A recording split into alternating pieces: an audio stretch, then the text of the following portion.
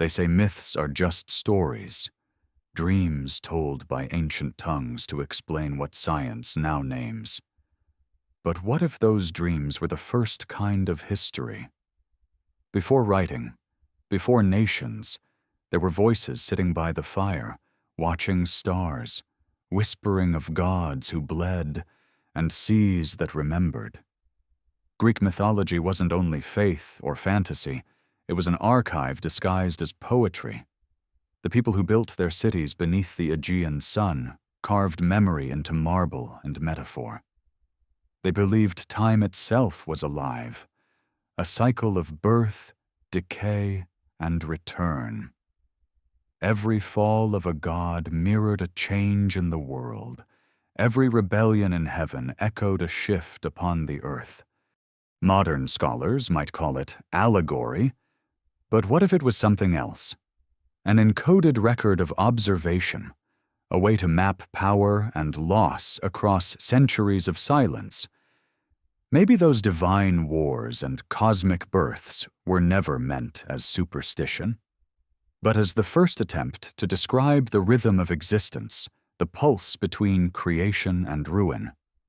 Tonight, we walk into that rhythm, into chaos, love, sky, and stone, into the myths that tried to remember before memory had a name.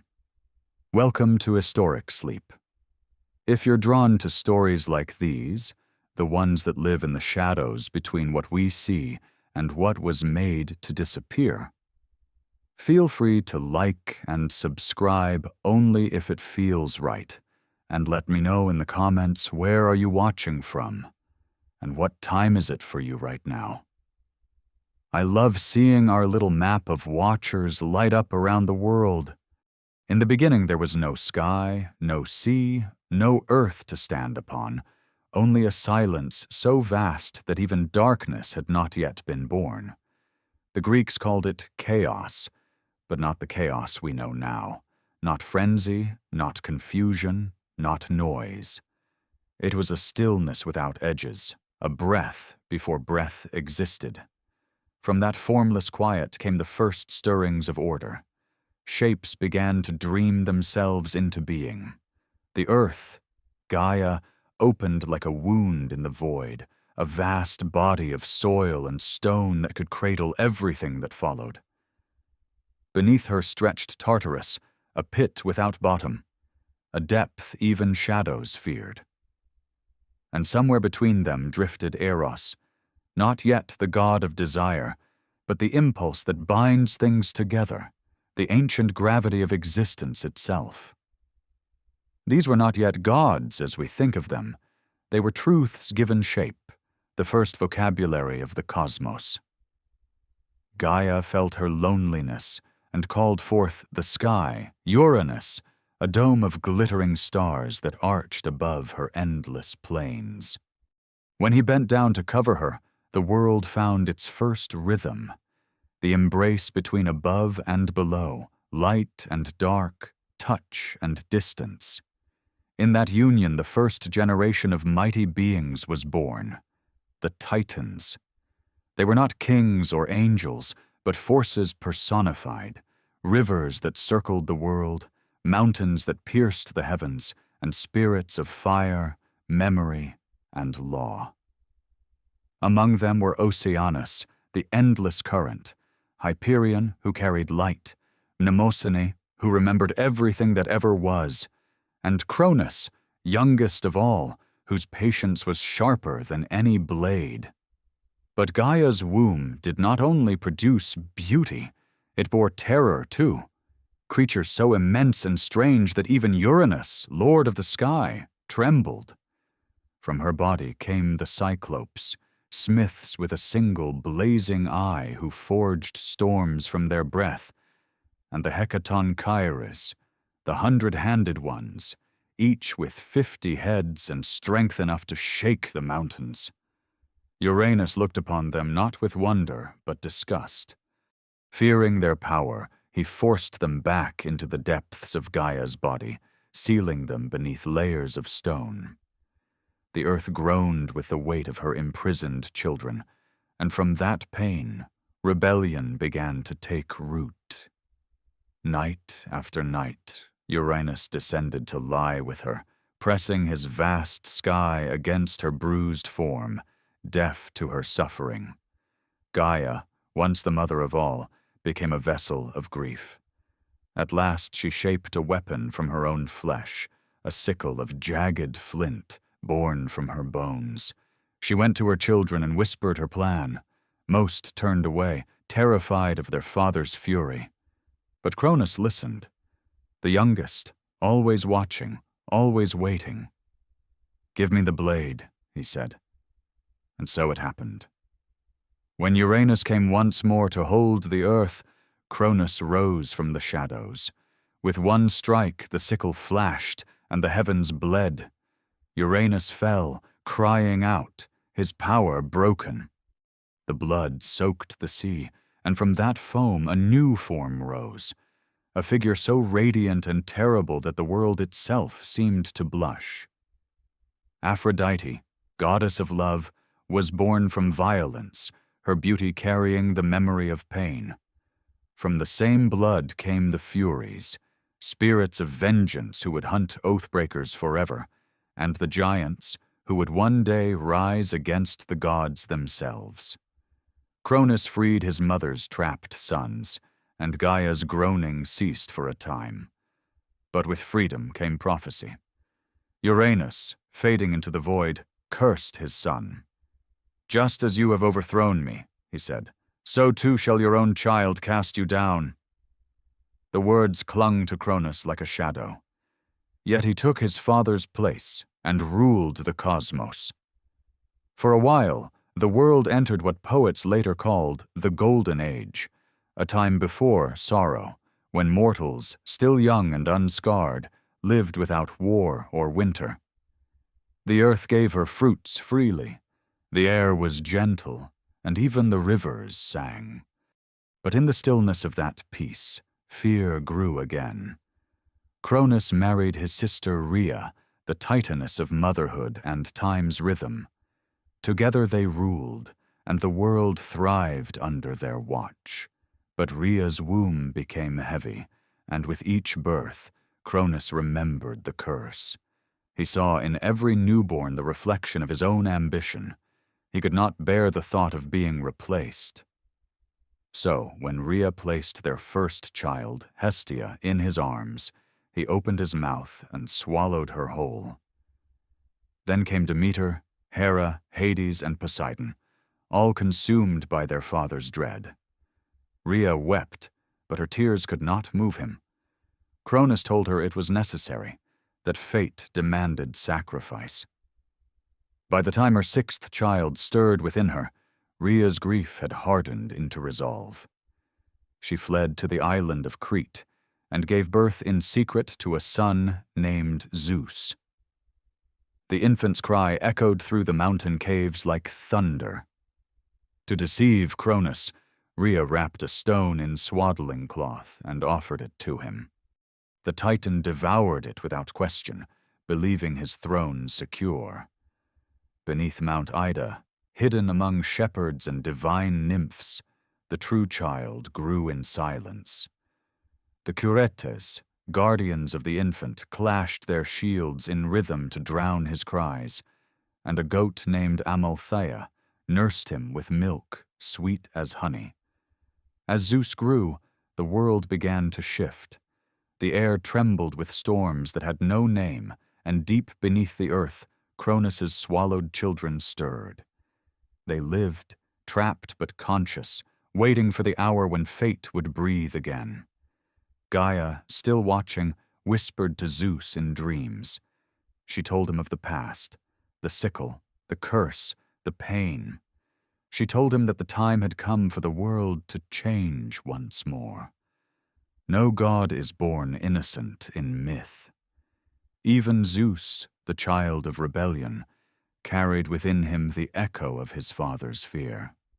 When he finally rose against Cronus, it would not be for vengeance alone, but for balance, a restoration of the broken rhythm between sky and earth, freedom and control.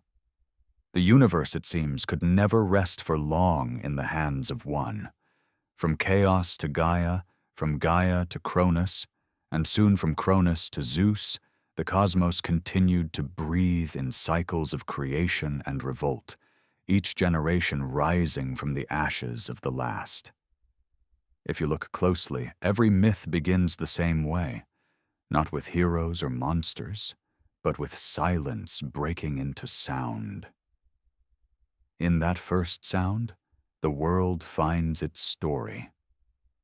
The Greeks may have called it a god's voice, but perhaps it was something older, the memory of the universe remembering itself. When Zeus came of age, the caves of Crete could no longer contain him. The winds on Mount Ida carried whispers of destiny, and each storm that rolled over the horizon seemed to call his name. The nymphs who had raised him saw the change first. The look in his eyes that was not curiosity anymore, but knowing. The boy who had once reached for sunlight now studied thunder as if it were language. He had learned from the earth itself, patience from stone, endurance from roots, and silence from the caves that had hidden him. But prophecy has a way of waking, and Gaia's whispers grew louder until Zeus could no longer ignore them. In a dream thick with the scent of rain, she spoke to him. "The world you see is not free," she said. "Your father sits on a throne built on fear. Beneath his skin, your brothers and sisters cry out, waiting for you." When Zeus awoke, the cave trembled as if answering that call. He knew what had to be done, though the cost was more than courage. It was rebellion against the very order of time. To defy Cronus was to defy the rhythm that kept the universe turning, but silence was no longer possible. Guided by Gaia, Zeus sought out Metis, the titaness of wisdom and cunning, whose mind was said to weave strategies as fine as spider silk. She did not dwell on mountains or in palaces, but in the stillness between moments, where ideas are born before they are spoken. Zeus found her by the edge of a hidden river, its surface reflecting both sky and shadow. "Help me free what should not be buried," he said. Metis looked at him for a long time, seeing not a god, but a consequence. "You will need more than strength," she warned. "Your father devours what he fears. To defeat him, you must make him consume his own undoing." And so she brewed a potion, a dark, honey-thick wine infused with the essence of renewal, a liquid echo of Gaia's will. Zeus disguised himself as a humble cupbearer and entered Cronus's hall. The Titan King did not recognize the son he had long since believed gone. He saw only a servant with downcast eyes and steady hands. Cronus, as always, was restless. The golden age had begun to tarnish. He felt the weight of his curse in every sunset, heard whispers of dissent among his kin. When Zeus offered the drink, Cronus took it without suspicion. The potion burned as it went down, twisting inside the king's gut like a storm trapped in a vessel. His body convulsed, and the air thickened with dread. Then came the first cry, from deep within him, a voice that had been silent for ages. One by one, the swallowed children returned to the world, first Hestia, then Demeter, then Hera, Hades, and Poseidon. They emerged not as infants, but full-grown, glowing with divine light. The earth shook as if to welcome them back, and Cronus fell to his knees, gasping as his power scattered like sand in wind. The siblings stood together for the first time, bound not only by blood but by memory. They had felt the darkness of their father's fear, the suffocation of his hunger. Now they looked to Zeus, the youngest yet the freest, and saw in him the chance to restore the world's breath. The war that followed would last for 10 years, a war so vast that even poets struggled to name it without trembling. The Titanomachy. The Titans, proud and ancient, gathered under Cronus's banner on Mount Othrys.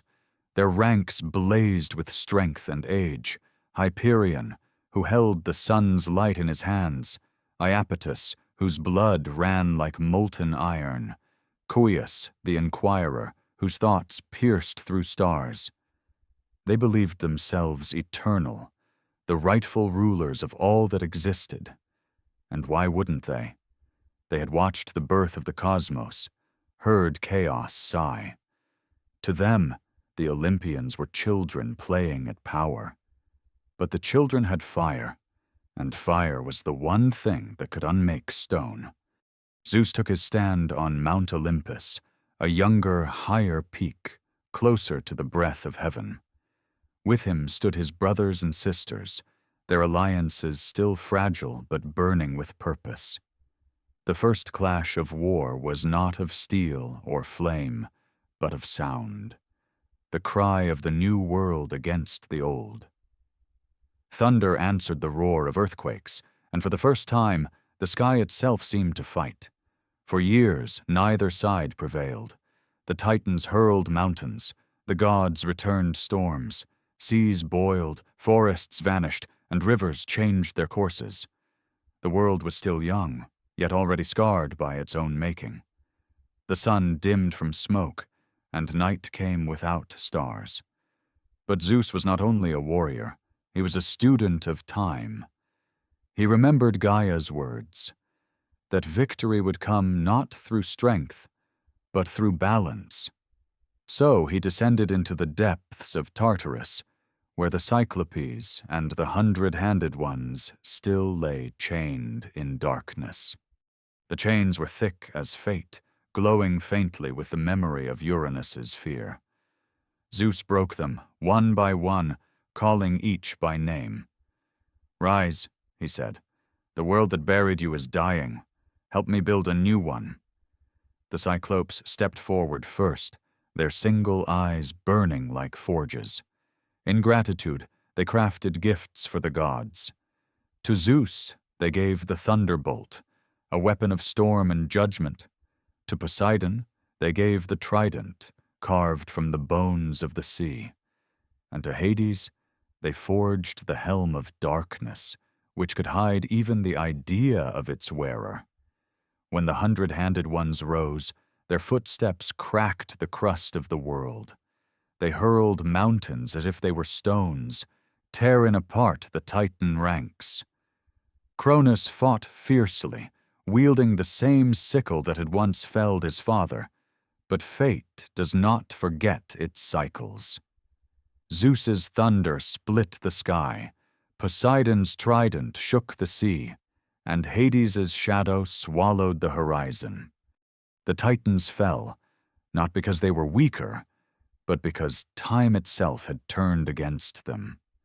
When the war ended, the world exhaled. The Titans were bound in chains of unbreaking bronze and cast into Tartarus, their roars echoing like distant storms beneath the earth. Zeus did not kill them. He understood what Cronus never had. That power must have memory. The age of the Titans was not erased. It was buried, its lessons sealed but not forgotten. Standing on the edge of a ravaged world, Zeus looked out over the smoke and ruin. The mountains were broken, the seas restless, the sky still trembling with the echo of war.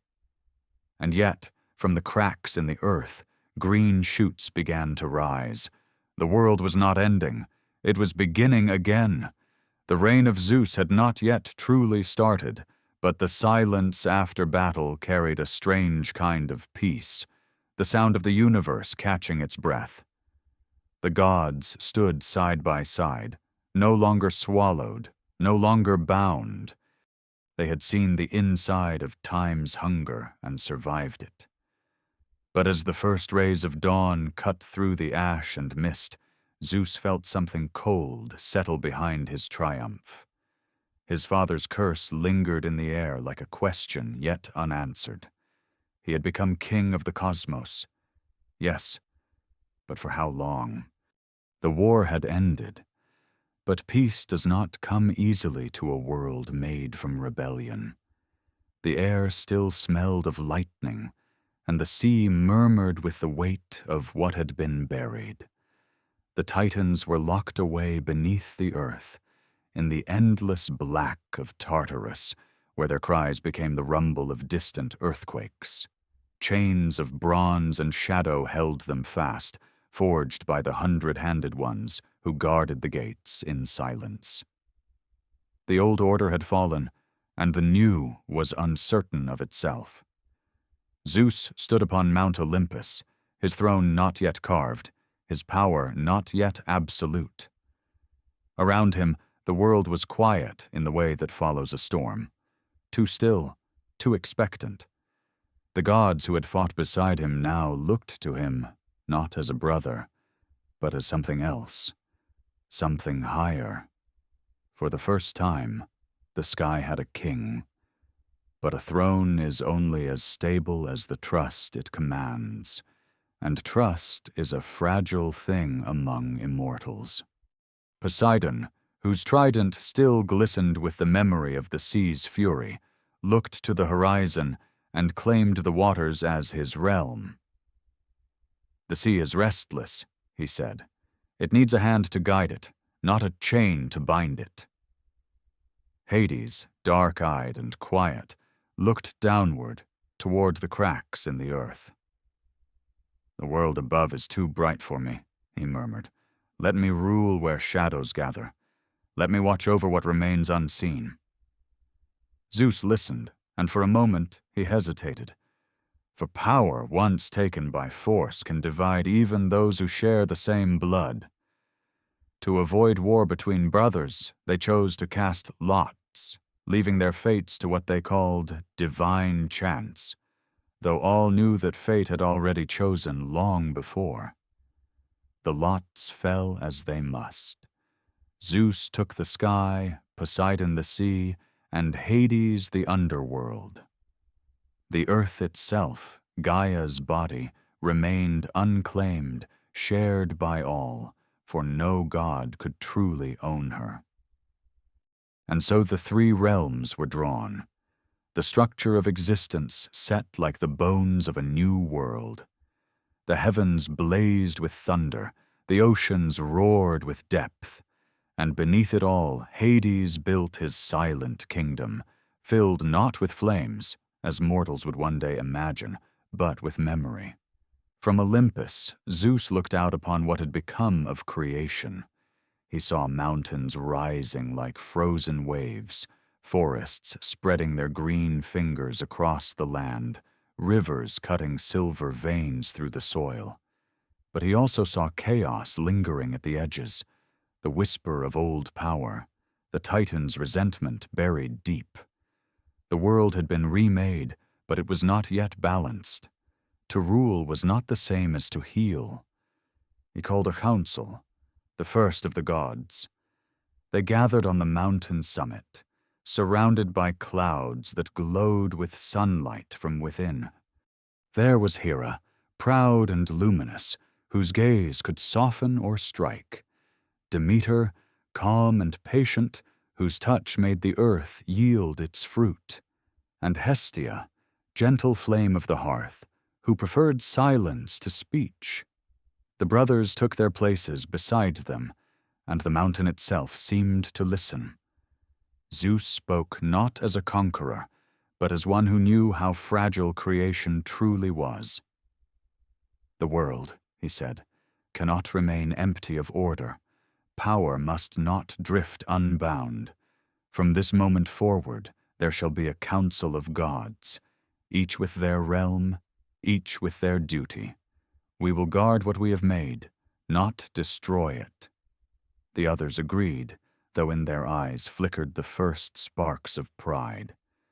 The Titanomachy had ended, but another war, the quieter one of ego and will, had already begun. To mortals who would come later, the reign of the Olympians would seem like eternity. But in truth, it was only the beginning of another cycle. Even the gods must learn what it means to be creators, not just destroyers. Zeus, though crowned in lightning, was haunted by his father's curse. In every thunderstorm, he heard the echo of Cronus's voice. "As I was overthrown, so too shall you be." He began to guard his power not only from his enemies, but from his own blood. It was then that the gods shaped the world's seasons, dividing time so that nothing, neither joy nor rule, could last forever. Demeter sowed the first grain. Poseidon carved the coasts with waves. Hades gathered the spirits of the dead, giving death meaning instead of chaos. The world grew steadier, almost gentle. For a brief age, the sky and earth seemed in harmony, and Zeus allowed himself to believe that balance could last. But harmony, like prophecy, never sleeps for long. The void left by the fallen titans began to stir again, not with their return, but with the things they had birthed before their fall, giants of stone, monsters of shadow, creatures that carried the memory of the world's rage. Among them, one name spread like a tremor: Typhon. Born of Gaia herself, in anger at what Zeus had done to her children, Typhon rose from the earth's belly as tall as mountains, his arms stretching to the horizon, his breath a storm of fire. He was Chaos reborn, the final protest of an ancient mother who could not forget her pain. When Zeus saw him, the sky darkened without command. The battle that followed was not like the war against the Titans.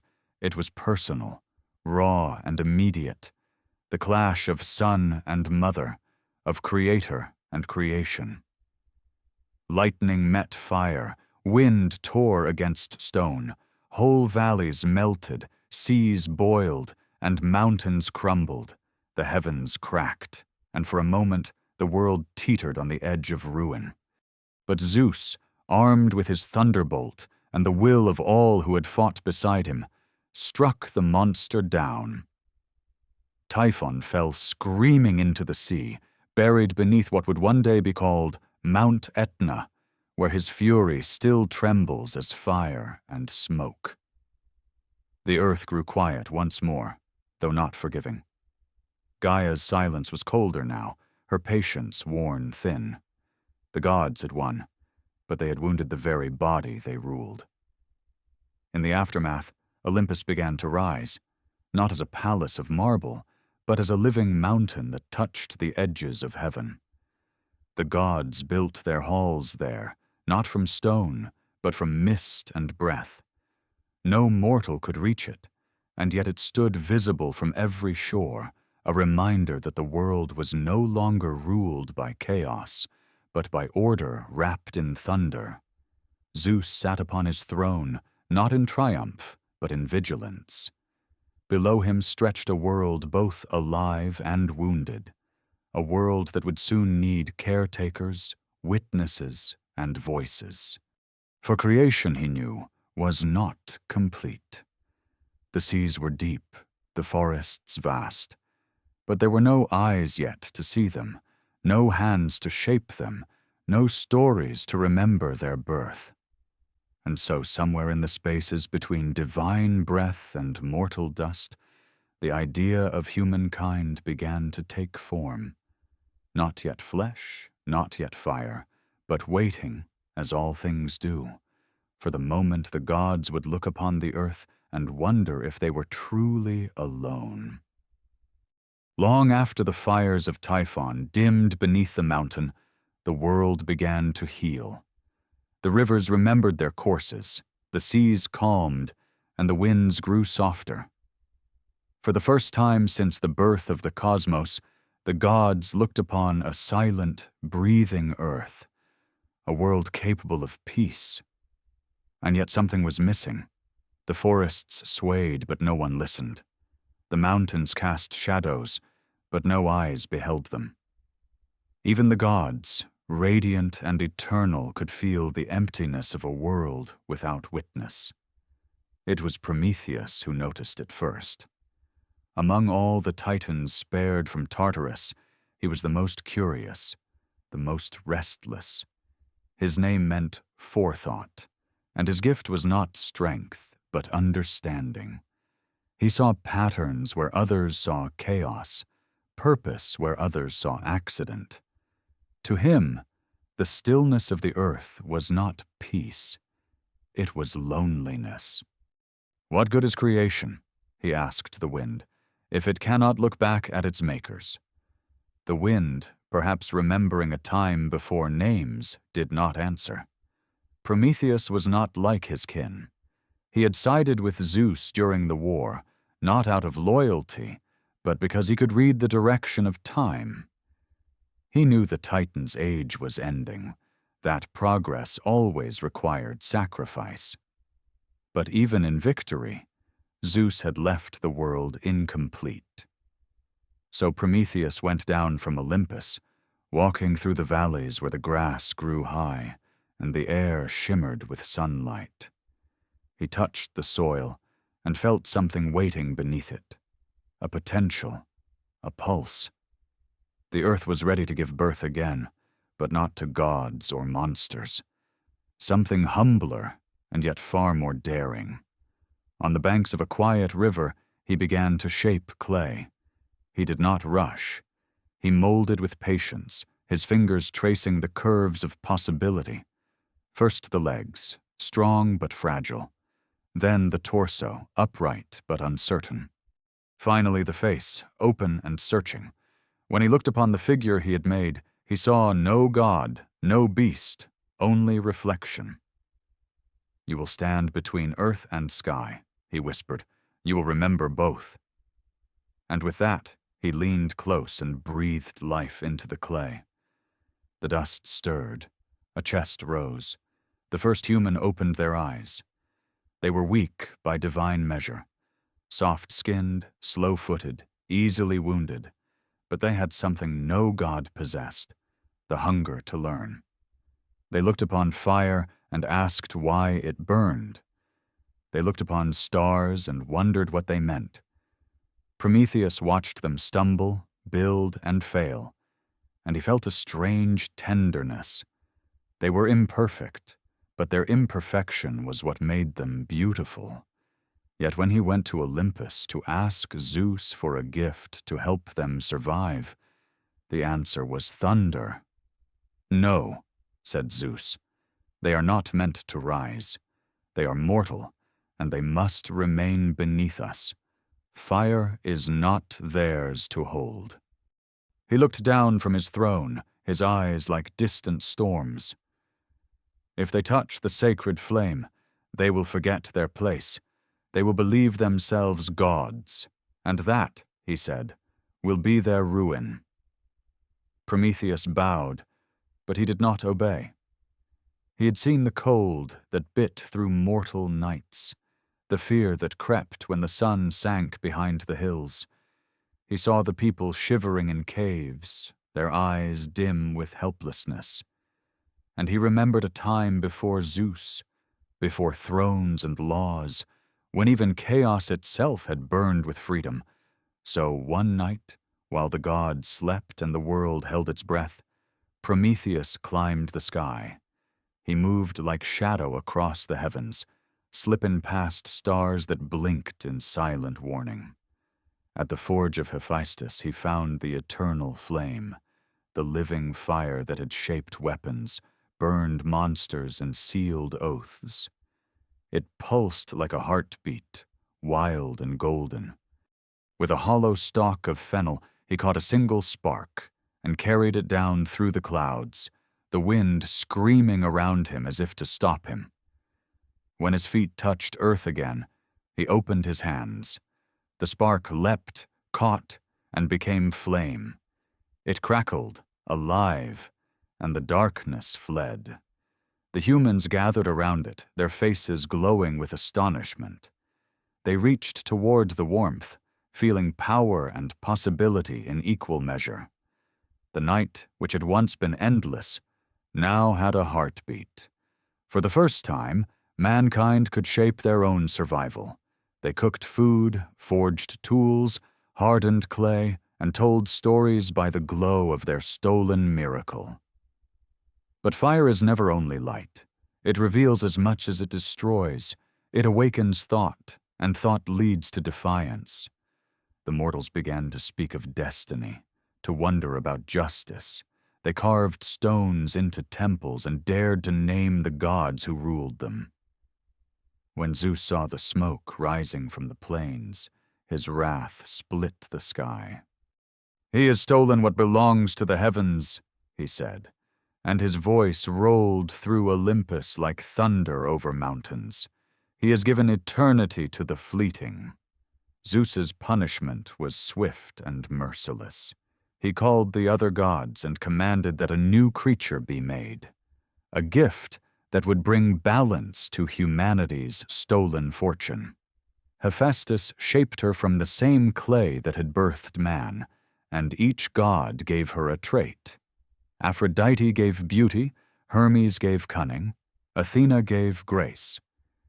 They named her Pandora, all gifted, and placed in her hands a sealed jar filled with every sorrow the world had yet to know: disease, despair, envy, war, death.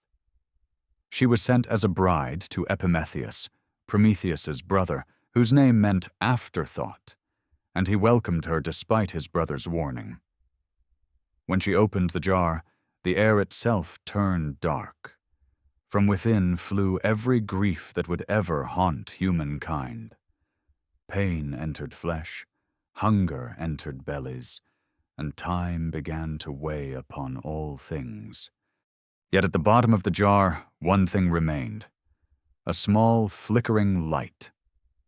Hope. Whether it escaped or lingered inside, no one can say. But from that moment, humanity was no longer innocent. As for Prometheus, Zeus reserved a punishment unlike any other. He was seized and chained to a rock at the edge of the world, where the sky kissed the sea. There, an eagle, born from Typhon's fire, descended each day to feast upon his liver, which grew back each night, making his agony eternal. The gods watched, some in pity, others in silence. Yet even bound, Prometheus did not beg for mercy. He stared into the horizon, where the flames of humankind still burned, and smiled. "They will remember," he said, "even if you do not." Centuries would pass before his suffering ended. Heroes and kings would rise, and the fires he had given would build empires, forge weapons, and light altars. But Prometheus's story would remain the same, a reminder that progress always costs blood, and that rebellion, once kindled, can never be fully extinguished. And somewhere, high on Olympus, Zeus watched the glow of distant fires and knew that his reign, like all that had come before, would not last forever.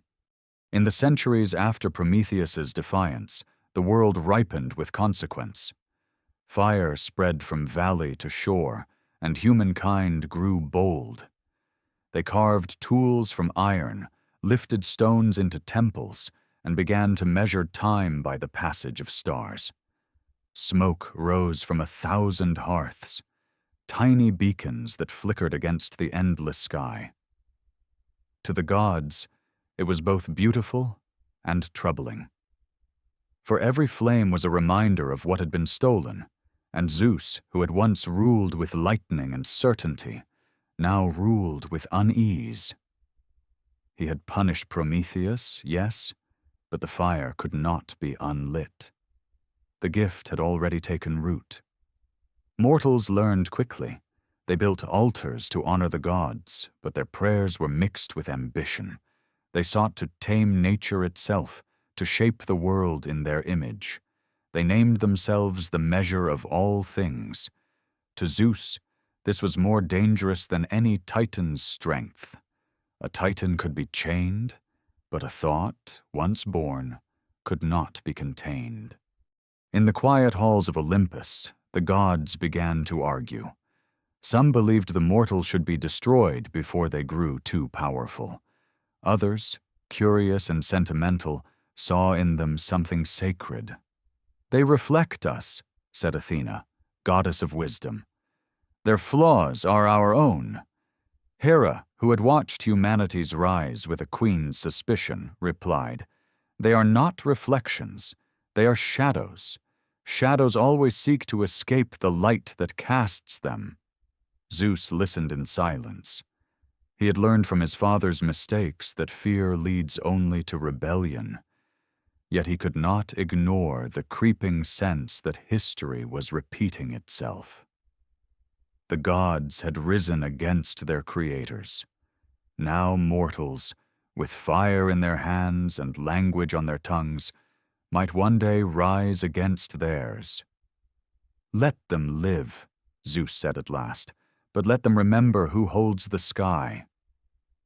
And with those words, he set the laws of divine order, the unseen architecture that would bind gods and mortals alike. But the world was changing faster than Olympus could watch.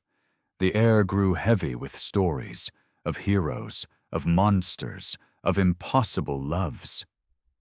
Where there had been only wilderness, now there were cities. Kings crowned themselves beneath the gaze of the heavens, claiming divine favor as proof of their right to rule. Temples rose higher with each generation, as if men hoped to climb to Olympus by sheer will. Some even whispered that the gods needed them, that without worship, their thrones might grow cold. Perhaps that whisper reached Zeus, for his gaze began to turn downward more often than before. From his seat among the clouds, he watched the mortal world with fascination. They were fragile things, these humans, yet their lives burned with a brilliance even gods envied. A mortal could build, love, suffer, and die, all in a span of time shorter than a divine breath. To a god, eternity could be dull. To a mortal, every moment was fire. Zeus felt that fire stirring something dangerous in himself. Curiosity. He descended often, cloaked in mist or transformed into wind, into beasts, into men. The myths that followed, of women visited by golden rain, of swans that spoke, of thunder that whispered names, were not merely tales of lust, as later poets would write, but of hunger. The gods longed for what they could not have, the fragility of being human. Every union between heaven and earth produced something new, something unpredictable. Children born of gods and mortals, half breath, half eternity, began to walk the world. They were stronger than men, but doomed to their fathers' fates, to rise, to suffer, to vanish into legend. The age of these heroes began quietly, like dawn creeping over distant hills. Among them was Perseus, born of a mortal mother and Zeus himself. His story, like so many that followed, began with fear. His grandfather, a king warned by prophecy that his daughter's child would be his doom, locked her away in a bronze chamber deep beneath the earth. But prophecy doesn't wait for walls. Zeus entered as a shower of golden light, and from that light Perseus was conceived. When the king discovered the child, he cast both mother and son into the sea, sealed in a wooden chest. Yet the ocean, domain of Poseidon, carried them gently to shore. Perseus grew in the care of fishermen, far from courts and crowns, until destiny found him again. To prove his worth, he vowed to bring back the head of Medusa, the mortal Gorgon, whose gaze could turn men to stone. He carried gifts from the gods, Hermes' winged sandals, Athena's mirrored shield, Hades' helm of invisibility. These were not symbols of divine favoritism, but of alliance, proof that even the gods relied on their mortal blood to act in their stead. When Perseus struck down Medusa, her blood spilled into the sea, and from it rose Pegasus, the winged horse, a creature born from death yet destined for flight. The myth endures not because of its violence, but because it revealed a truth the Greeks understood better than most. Creation and destruction are twins, forever bound. Every victory leaves a scar, every birth costs something sacred. The gods watched these heroes with pride and fear.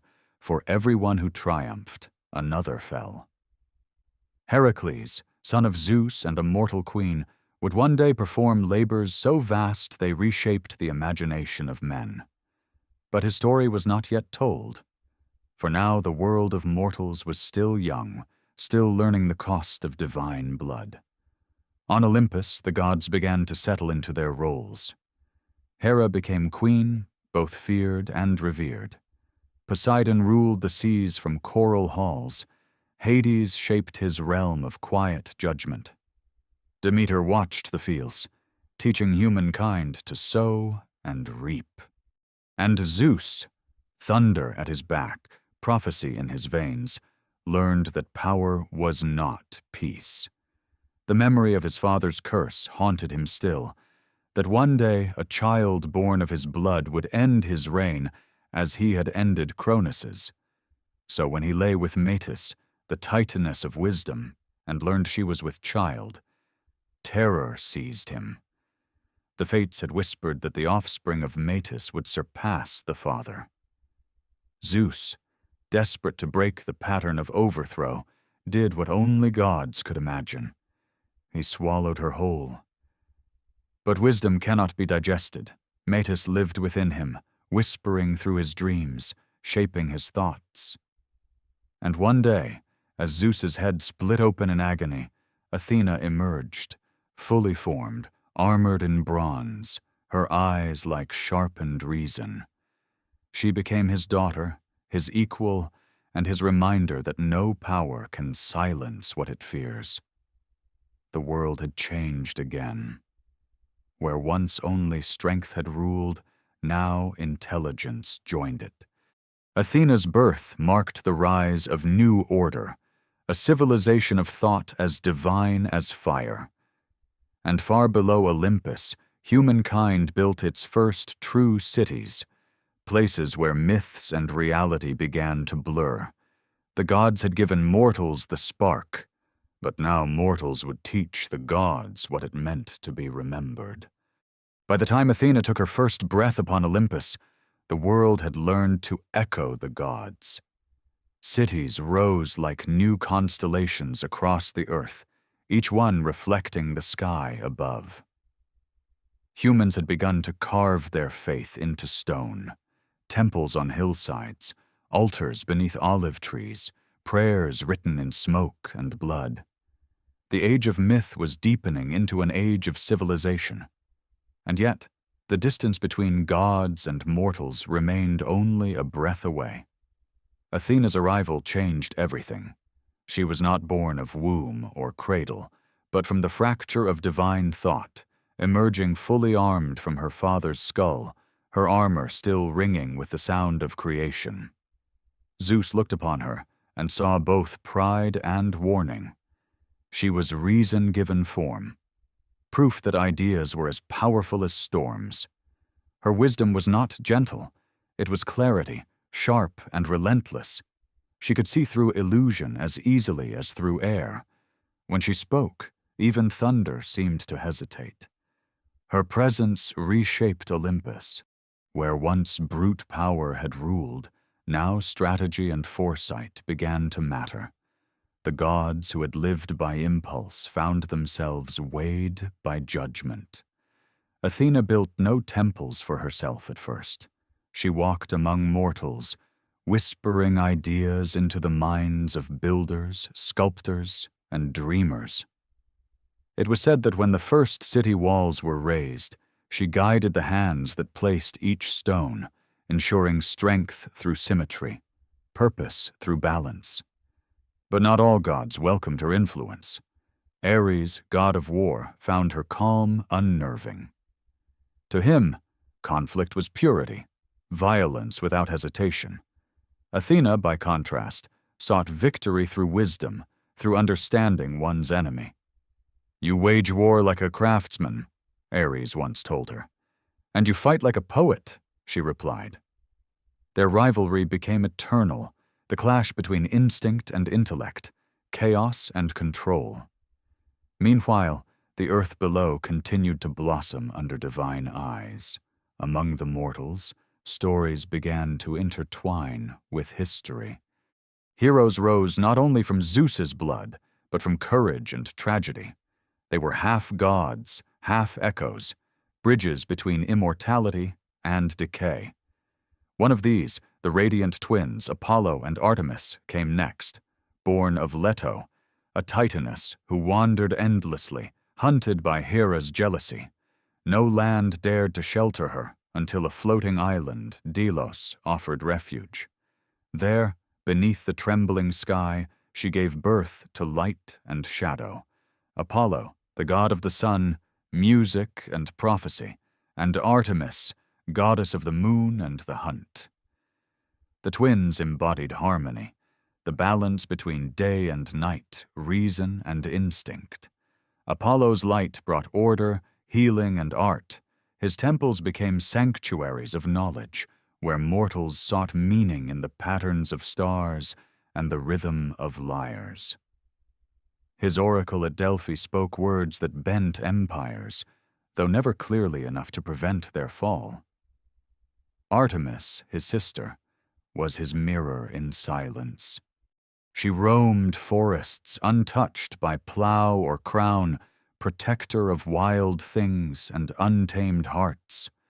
Where Apollo guided civilization, Artemis guarded what civilization could not own. Zeus watched them with admiration and unease. His children were no longer mere reflections of himself. They were forces with their own domains, their own followers.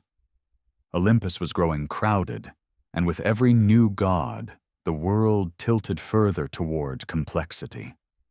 Order was becoming as fragile as it was beautiful. Then came Hermes, child of Maia and Zeus, who arrived in the world with a smile already forming on his lips. Before he could walk, he had stolen Apollo's cattle. Before he could speak, he had sung a song to excuse himself.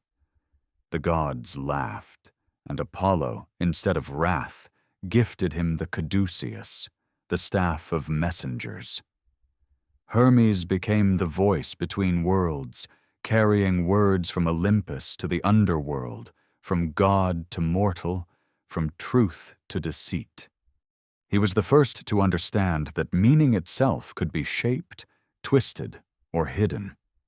He made trade possible, invention inevitable, and lies divine. Under Hermes's touch, the world began to move faster. Mortals learned to travel, to barter, to tell stories not just of the gods, but of themselves. Every myth that spread was his doing, a whisper carried on the wind. He became the god of boundaries and crossings, of all who lived between certainty and chaos. Even the dead depended on him, for it was Hermes who guided their souls to Hades, the quiet realm below. The underworld itself was not the pit of torment mortals imagined, but a kingdom of silence and fairness.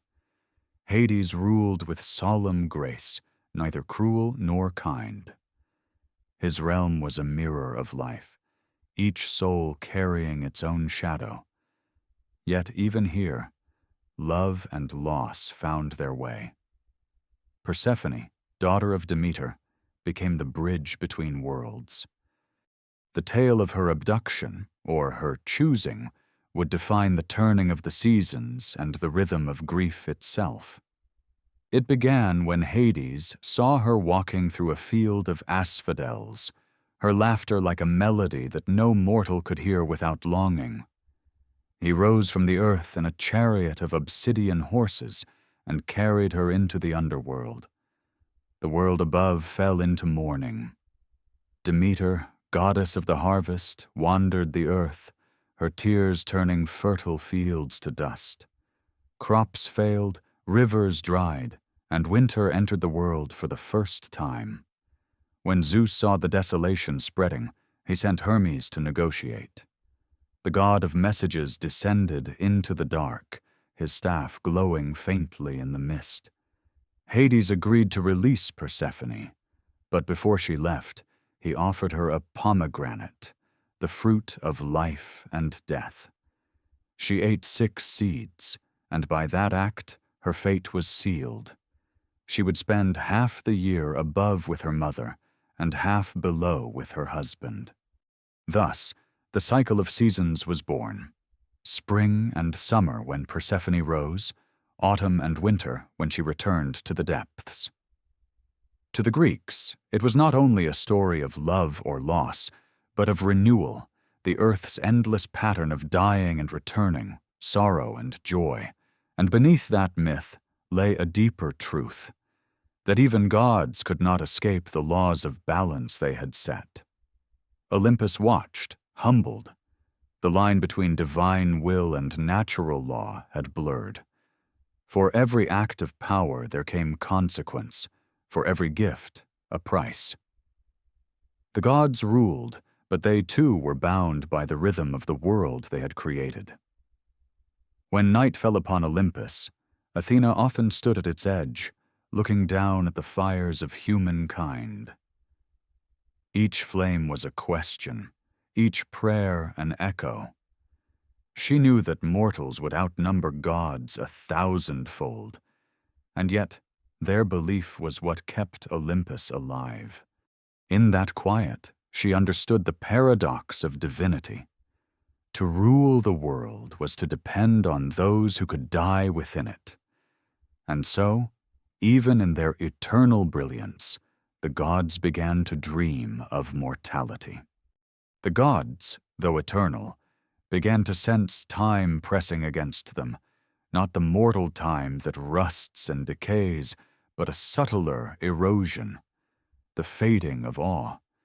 Humanity had grown clever. They built ships that crossed horizons, cities that reached the clouds of dawn, and statues so lifelike they seemed to breathe.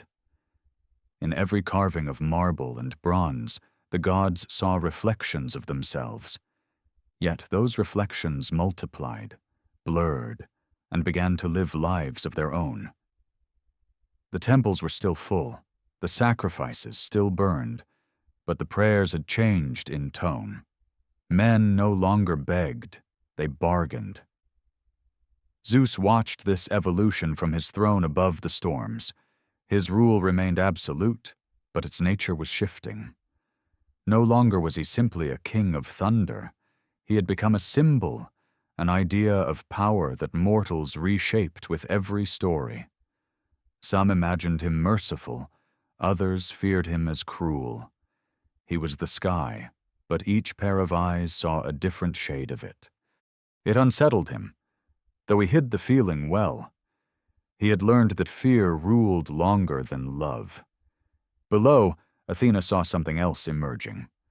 A new kind of war. No longer battles between gods and titans, but struggles of the human spirit, law against desire, logic against faith, order against chaos. The same eternal conflicts, now disguised in mortal form. She walked among men in the guise of a traveler, teaching kings how to govern, poets how to think, and soldiers how to question the meaning of victory. Some heard her and grew wise. Others called her cold. But even when unrecognized, her influence threaded through human thought like a quiet current beneath the waves.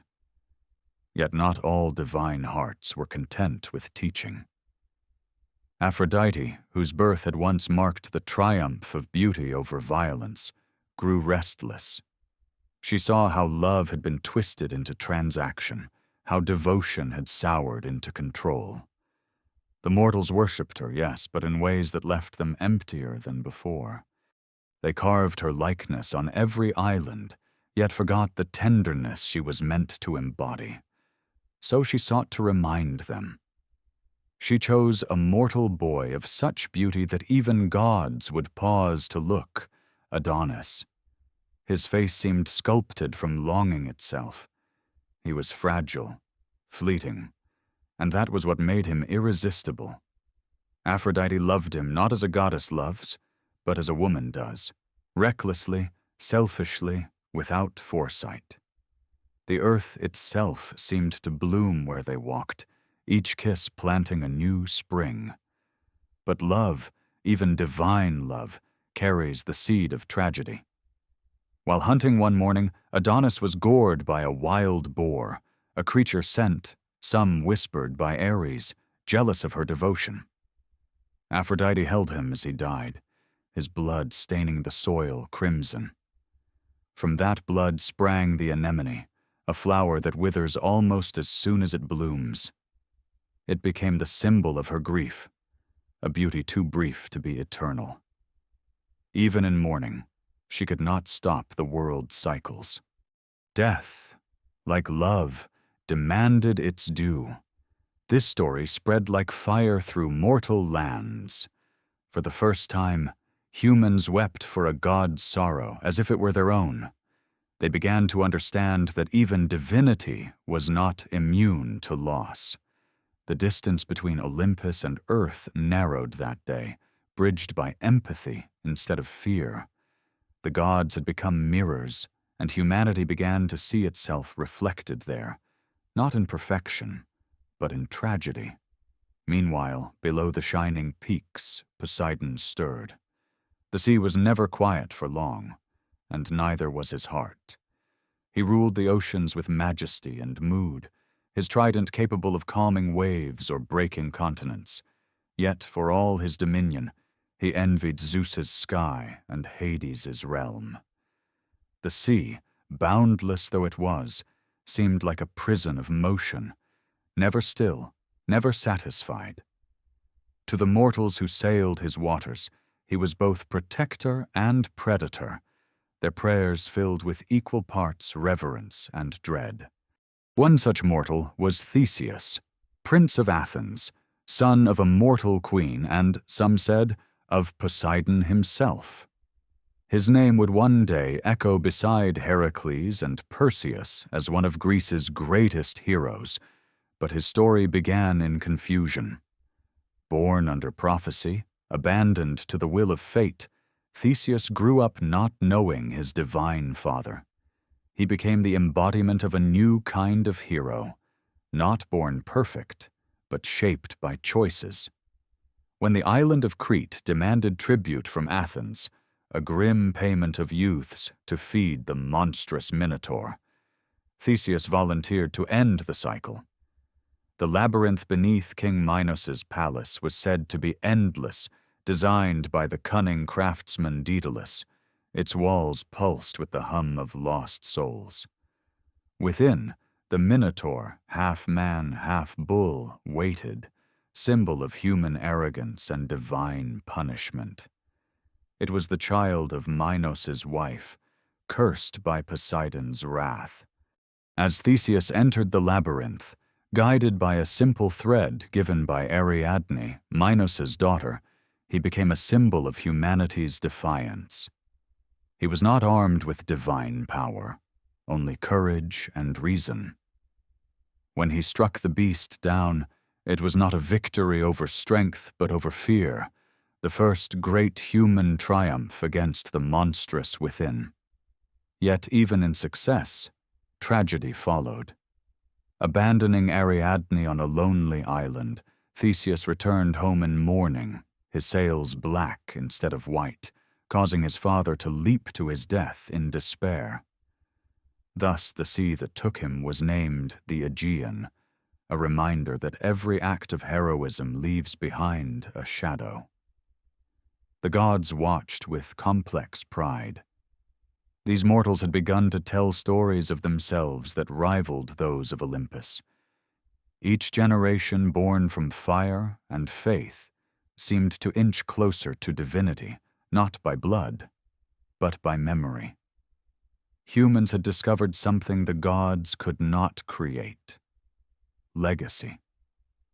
On Olympus, Hera looked down at the growing cities, their lights flickering like fireflies beneath her gaze. "They build faster than we can judge them," she said to Zeus. "Soon they will believe they owe us nothing." Zeus said nothing. He knew she was right. The world below was no longer a stage for divine play, but a mirror in which gods saw their own limits. Every prayer was both a reminder of faith and a test of relevance. One night, as the stars wheeled slowly above Olympus, Zeus descended once more to the mortal world. He stood among olive trees, unseen, and listened to the songs of farmers and poets. They sang not of fear, but of wonder, of stars, of seasons, of the brevity of life. For the first time, he understood that the flame Prometheus had stolen had not merely given humans survival. It had given them poetry, defiance, and remembrance. The gods would never admit it aloud, but in their immortal hearts they felt a tremor of envy. For though they ruled eternity, it was the mortals who gave eternity meaning. As the ages turned, the boundary between heaven and earth thinned like worn silk. The gods still ruled, but the world no longer trembled at every thunderclap. Humanity had learned rhythm, how to plant, harvest, build, and dream. They named the constellations after their heroes and began to see the divine not only in the sky, but in themselves.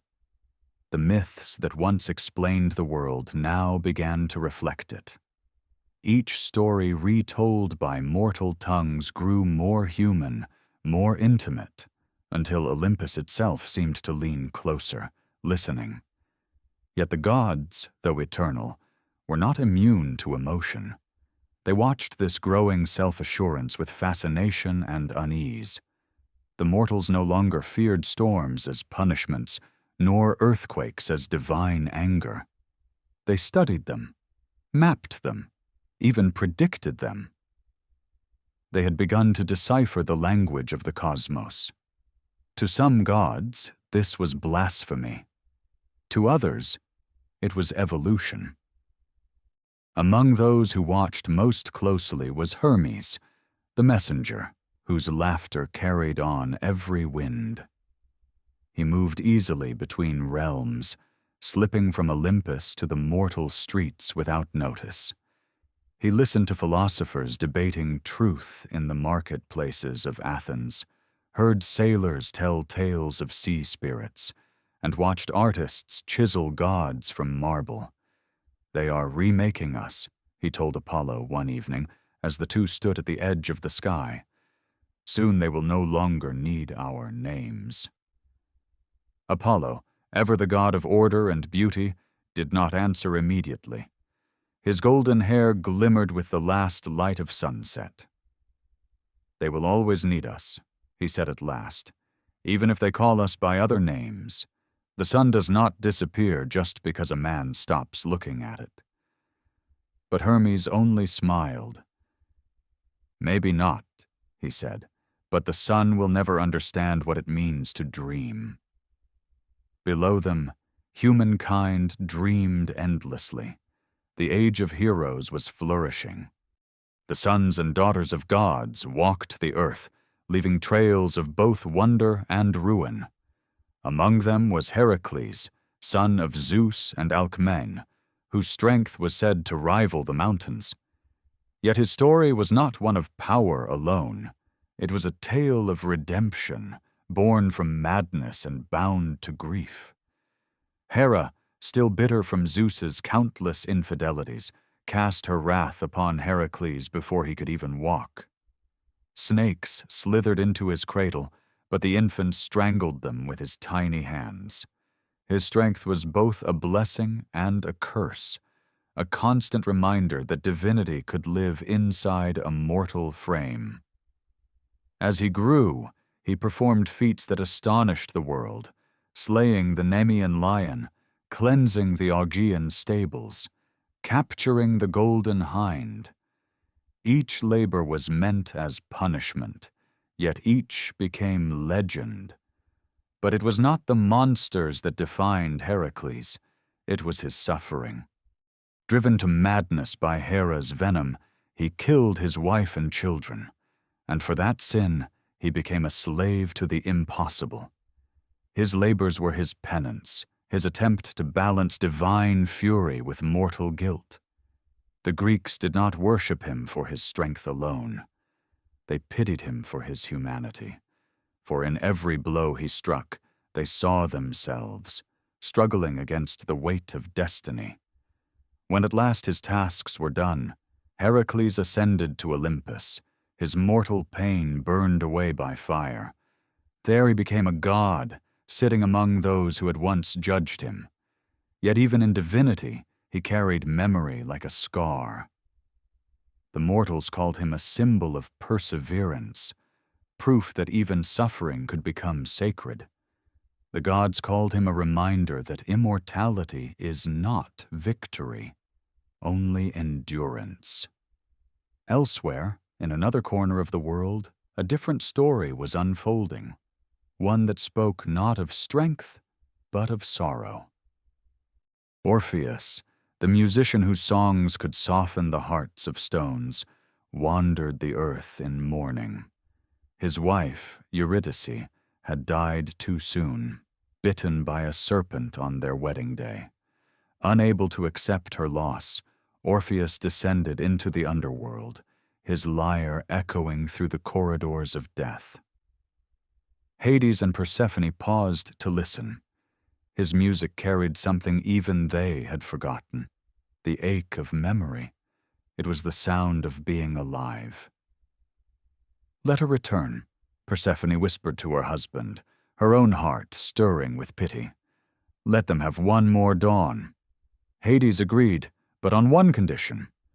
Orpheus must not look back at Eurydice until they had both reached the light above. He accepted. Through the tunnels of shadow they walked, his song illuminating the way. But just as the first rays of daylight touched his face, he turned, needing to see her, needing to believe. In that instant, she vanished, her final whisper dissolving into the wind. His tragedy became a monument to love's fragility and the fatal curiosity of the human soul. Even the gods wept to hear it retold. In this way, the mortals reshaped Olympus without ever touching it. Every myth, every prayer, every song gave the gods new faces, new meanings. Zeus became not just a ruler, but justice itself. Athena became wisdom's shadow. Poseidon became the tide of fate. The gods were evolving, no longer fixed as thunder and flame, but as symbols of human longing. But Zeus knew symbols could fade. He had seen how easily devotion shifted, how quickly the stories changed. "They dream of us," he told Hera one night, "but what happens when they wake?" She looked at him, her expression unreadable. "Then they will dream of something else," she said. "That is what creation means." There was a silence between them, one older than time. They both knew that the gods existed only because the world believed in them. Faith was not their creation, it was their sustenance. The temples below were not prisons of stone. They were lungs through which Olympus breathed. Every sacrifice, every whispered plea was the pulse that kept eternity alive. But as human knowledge grew, the sacrifices began to wane. Fire no longer meant worship, it meant progress. Storms were studied, not feared. Disease was treated, not blamed on divine wrath. Humanity was beginning to step out of myth's shadow, and the gods could feel the light of that awakening sting. Still, not all mortals turned away. Some sought the gods not through ritual, but through thought. Philosophers like Pythagoras and Plato spoke of divinity as form, perfection, and idea, the soul of the universe, not its rulers. The gods, they said, were metaphors, not masters. These words drifted up to Olympus like a breeze that chilled the heart of Zeus. For the first time, he felt the possibility of absence, the idea that one day the sky might be silent. And yet there was beauty in that thought. Perhaps this was how creation was meant to unfold, not through obedience, but through wonder. The gods had given the world the spark of life.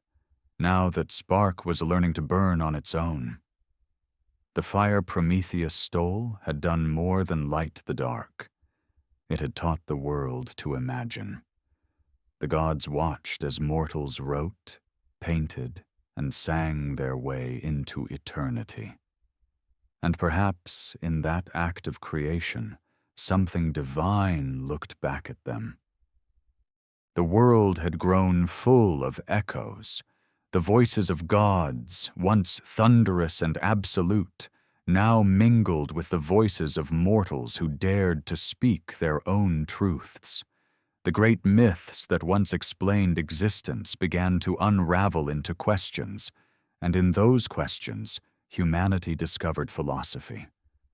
Where once a prayer had been enough, now reason demanded an answer. The Greeks began to look not just to Olympus, but within themselves, and that quiet revolution changed everything. Zeus watched this shift with the patience of a sky that had seen too many storms. He was no stranger to rebellion. He had been one himself. But this was different. The Titans had risen with weapons. Mortals rose with thought. It was not a war of lightning and fire, but of meaning. They seek to know the world without us, Hera said, her voice cool as marble. They call the stars by numbers now. Zeus did not answer. He was listening to a young man in Athens, sitting by a fountain, asking his students what it meant to be just. The gods had gifted humankind with curiosity, and now that gift was returning to them like a mirror they had not wished to see. Among the mortals, this man was named Socrates. He was neither a king nor a prophet, yet his words carried the weight of both. He spoke not of divine judgment, but of the examined soul, of truth found not in temples, but in conversation. To some, he was dangerous, to others, divine in his own right.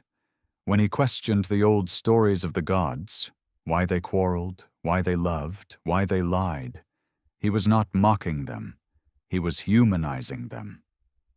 In doing so, he changed the nature of belief itself. The sacred became internal.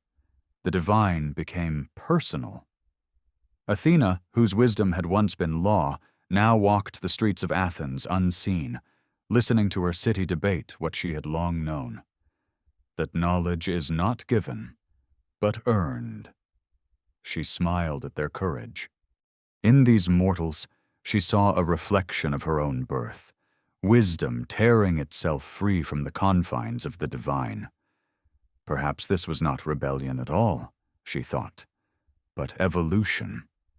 Apollo too felt the tremor of change. His temple still glowed with incense, his oracles still spoke in riddles, but their voices grew faint against the hum of human discovery. Physicians now studied the body, as he had once studied the soul. Musicians wrote hymns not to him, but to beauty itself. The harmony he embodied was being translated into mortal language, and in that translation, something both precious and perilous was happening. The gods were becoming metaphors. Even so, Olympus did not wither. The gods endured, but their roles began to shift. They became the unseen framework of the human mind, the embodiment of forces that mortals would one day call psychology, morality, and nature. Ares became rage, Aphrodite, desire, Hermes, intellect, Demeter, survival, and Zeus, the will to govern. What had once been myth was turning into metaphor, and the universe, once ruled by personality, was now ruled by principle. Yet not all gods accepted this quiet death of dominion. Dionysus, the youngest of Olympus, and the most untamed refused to fade into abstraction. He was the god of wine, of ecstasy, of transformation, and he saw in humanity's search for order a kind of despair. "They are trying to think their way out of feeling," he said, laughing as he poured himself another cup. "But feeling is the only thing that proves they are alive." He descended often among them, wearing no crown, only ivy and madness. His presence was both terror and liberation. He taught mortals that chaos, too, was divine, that through abandon, through art, through the dissolving of boundaries, they might glimpse eternity. His cult spread in secret, carried by drums and whispers. The philosophers called him dangerous. The poets called him necessary. To worship Dionysus was not to kneel. It was to dance, to forget, to remember that the divine could still possess the body as much as the soul. In time, his name became synonymous with contradiction. He was joy and grief, life and death, God and man. When his followers roamed the mountains in frenzy, tearing through the night with torches and cries, the gods of Olympus watched uneasily. But Zeus understood. Dionysus was the mirror image of Prometheus, the other side of the same flame. One had given humanity intellect, the other gave them emotion. Both had broken the silence of the divine. Meanwhile, beneath the surface of this changing world, the shadows of myth lingered. In every storm, the voice of Poseidon could still be heard. In every harvest, Demeter's patience remained. And in the quiet turning of the seasons, the story of Persephone was told again and again, not as fact, but as memory. The gods had become the language through which humans expressed the inexplicable. They no longer demanded belief. They invited interpretation. For a time, this coexistence held, gods as symbols, mortals as meaning makers. But progress, once awakened, does not rest. The thinkers of Athens looked beyond the mountains, beyond the myths, toward something vaster, the idea of the cosmos as a living order, governed not by whims but by laws. They named it logos, reason, word, structure. It was in truth another name for Zeus, but they no longer knew it. One night, as lightning rolled silently across the horizon, the king of gods stood at the edge of Olympus and gazed upon the earth. Below, the lamps of cities burned like constellations inverted. Humanity had taken the light of the heavens and set it upon the ground. "They have learned to shape fire," he murmured, "and now they shape the stars." Hera joined him, her eyes reflecting the glow. "They are becoming what we once were," she said softly.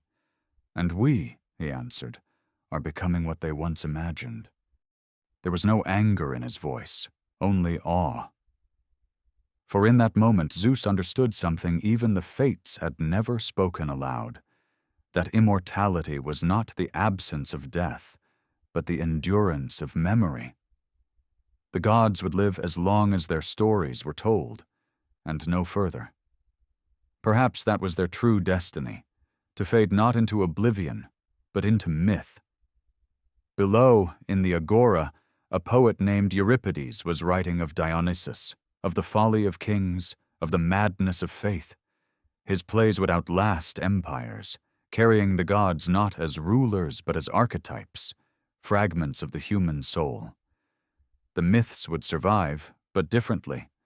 They would become the scaffolding of philosophy, the roots of art, the symbols of psychology.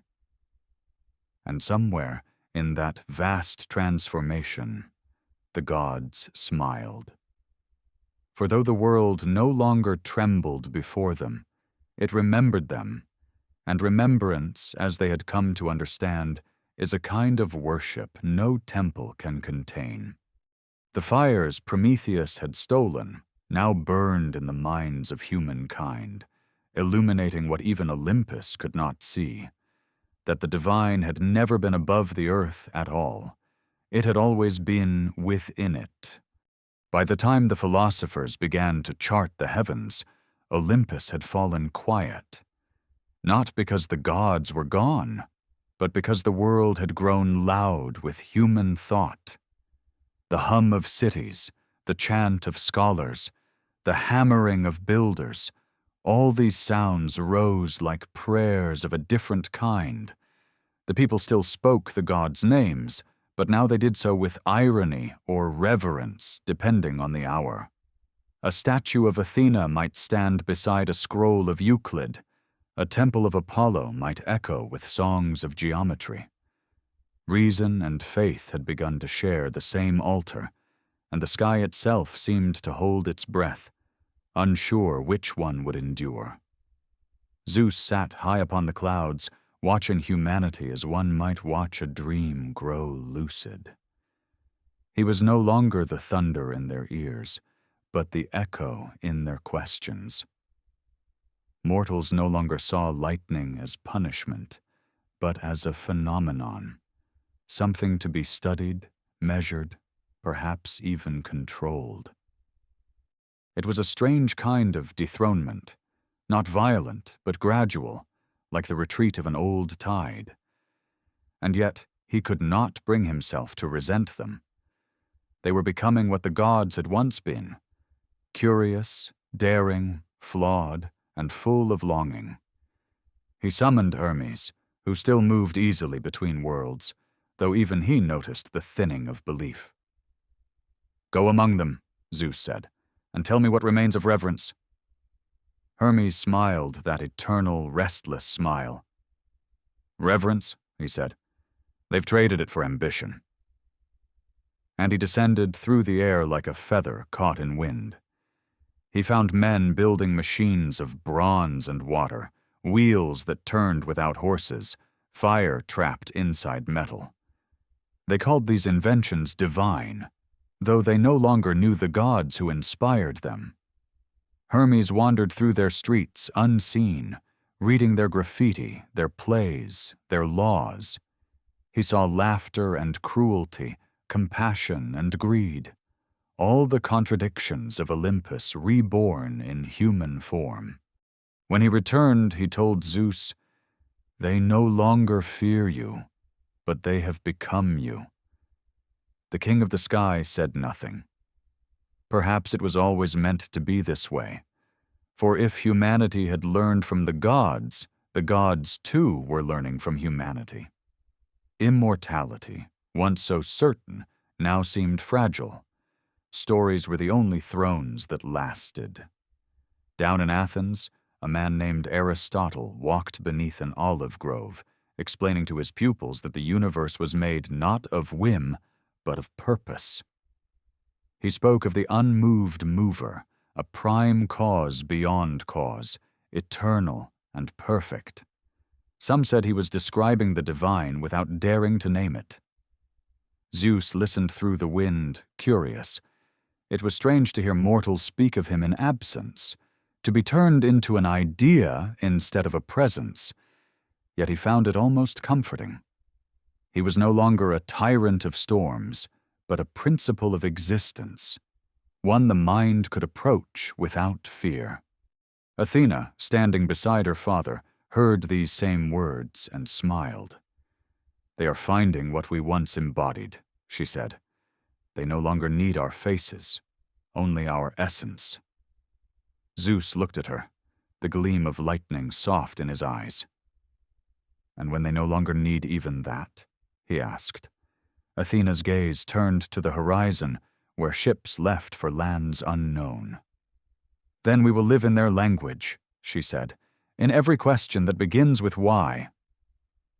But not all gods welcomed abstraction. Ares still raged in the blood of men, feeding on every war that tore the earth. His temples might crumble, but his presence was eternal. Each time a sword was drawn, he was reborn. In the deserts of Persia, in the hills of Italy, in every soldier's heartbeat, Ares found worship. "They forget my name," he said, "but not my hunger." He was right. The age of logic had not erased violence. It had only refined it. Aphrodite too endured, though she wore new faces. The poet still spoke her name, but in the language of longing rather than prayer. She was the whisper behind every love song, the ache in every sculpture's curve.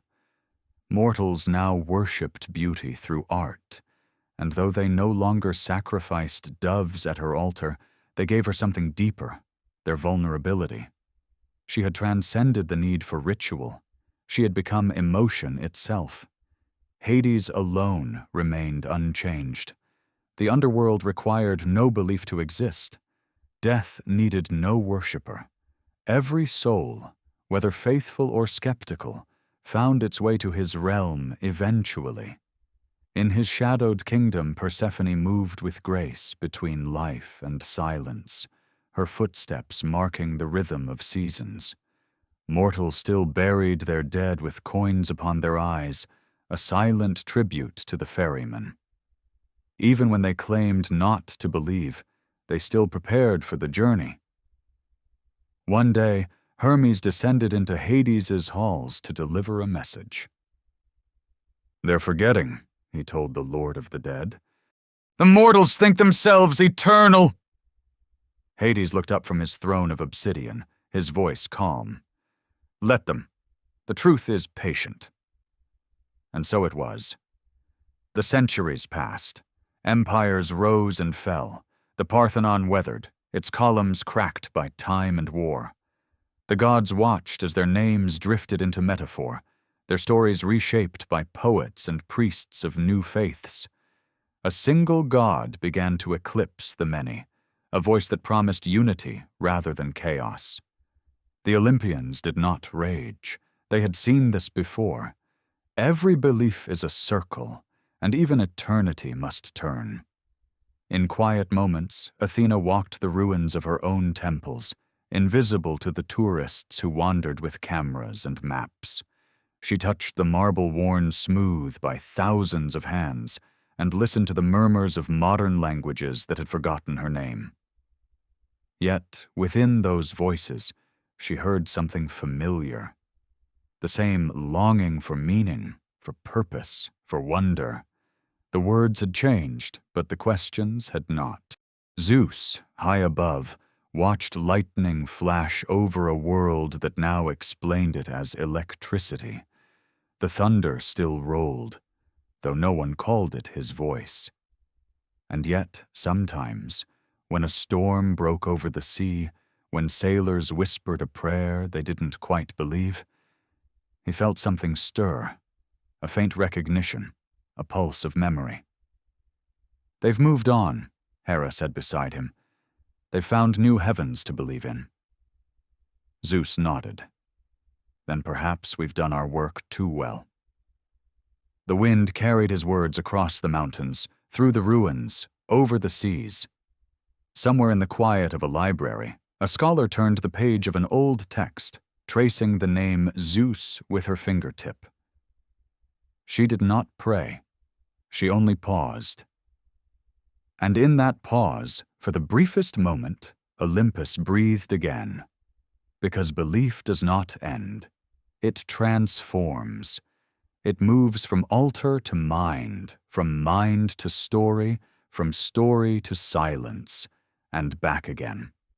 The gods, the myths, the philosophies, all were reflections of the same question that had burned since the first spark of Prometheus's fire. What does it mean to exist, to love, to die, and to remember? The answer, as always, was not in heaven, but in the echo. Time, for gods, is not a river but a sea, vast, circular, and self-reflecting. Yet even seas change. The waves that once carried the songs of Olympus began to whisper different names. The marble temples that gleamed in the sun were overtaken by vines, their columns cracked by earthquakes and wars. Where once sacrifices smoked towards the heavens, now stood silent altars, their meanings forgotten. Humanity had entered a new age, one not of myth, but of memory. The philosophers had turned belief into principle, the poets had turned gods into metaphors, and the priests of newer faiths had turned the heavens into a single voice. The Olympians watched, neither vengeful nor surprised. They had seen such shifts before. For in every civilization, faith changes form. It is water taking the shape of whatever vessel holds it. Zeus sat upon the fading light of Olympus, his throne carved from cloud and thunder, and looked down upon a world that no longer trembled. He no longer needed lightning to speak. Silence was eloquent enough. Mortals had learned to name the elements, to measure the sky, to summon light from glass and flame. The fire Prometheus had given them now powered their cities, and though they no longer called it divine, Zeus could not help but recognize the pattern. It was the continuation of creation. "They have inherited the heavens," he murmured, watching as stars disappeared behind the smoke of industry. And in their hands the heavens burn brighter and more fragile than ever before. Athena stood beside him, her armor dimmed to silver shadow. "You gave them will," she said softly. "Prometheus gave them fire, and I—" She paused, almost wistful. "I gave them thought. This is what thought becomes." Below, the cities pulsed with movement. Markets, engines, printing presses, machines. Mortals had turned divine gifts into inventions, myths into mechanisms. The world was loud with progress, but the silence beneath it was growing. For even as humanity advanced, it began to lose something. The old stories faded, replaced by facts without wonder. The stars were no longer the eyes of gods, but burning spheres of gas. The seas no longer hid Poseidon's wrath, only their own pollution. Demeter's fields were harvested not with prayer, but with calculation. The divine had not vanished, it had been disassembled. Poseidon raged beneath the surface, his oceans rising and retreating as if in protest. "They do not know me any more," he said, his voice shaking the coasts. "They draw borders on my skin and call it order." But Zeus only looked at him with weary eyes. "Perhaps," he said, "we were never meant to be remembered as rulers. Perhaps we were meant to become language itself. In this new world, the gods found themselves living in fragments, in metaphors, in dreams, in the margins of books. Hermes survived in every message that crossed distance faster than thought. Apollo lived in every chord of music that reached a stranger's heart. Aphrodite thrived in every pulse of desire. Ares in every conflict unresolved. They were no longer worshipped, but they were everywhere. And still humanity continued to build. Great towers rose higher than any temple ever dared. They named them after no god, yet each one touched the clouds like a prayer made of steel. The humans called them progress. Zeus recognized them as memory, the instinct to reach upward, still buried deep in the species that once gazed in awe at his storms. Sometimes, when the wind brushed through skyscraper glass, it sounded like an ancient hymn. And in those moments, Olympus remembered what it felt like to be alive. Yet there were places where the old faith lingered. In forgotten villages, shepherds still whispered to Pan before crossing the mountains. Sailors still poured a few drops of wine into the sea, just in case Poseidon listened. Farmers still thanked the earth before harvest, even if they didn't know Demeter's name. These small acts, half habit, half reverence, were the last embers of a fire that refused to die. One evening, Hera walked among them. She wore no crown, only the shape of an ordinary woman, her eyes lined with centuries of memory. She passed through the markets of a city that once bore her name and saw her statues covered in dust. Yet as she listened to lovers argue, children laugh, and merchants shout, she realized something profound. Though they no longer prayed to her, they lived the emotions she once embodied. Marriage, jealousy, loyalty, betrayal, her domain had never left the earth. It had simply moved inside the human heart. She returned to Olympus, her steps light, her anger long cooled. "They have forgotten our names," she told Zeus, "but not our stories. They live them every day." He nodded. That is immortality, then. Not to rule, but to repeat. It was Hermes who first noticed the new gods, the ones mortals created from their own inventions. They were nameless but powerful, the god of progress, the god of wealth, the god of noise.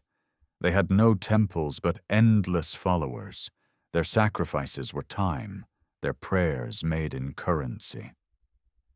"They've learned to worship without knowing it," Hermes said, "and they have built altars that never sleep." Ares laughed from afar. "Then perhaps nothing has changed." But Athena frowned. "Something has," she said. "They have learned to create without reverence." Still, not all was lost. In quiet corners of the world, artists painted faces that looked suspiciously divine. Writers spoke of archetypes and heroes, unknowingly breathing new life into the old myths. The philosophers of a later age would call it the subconscious. The poets would call it inspiration. But the gods knew. They were not gone. They had merely changed address. They lived now in imagination. When night fell over the earth, the sky glowed with artificial light. The stars were fewer, but those that remained burned sharper, prouder, as if refusing extinction.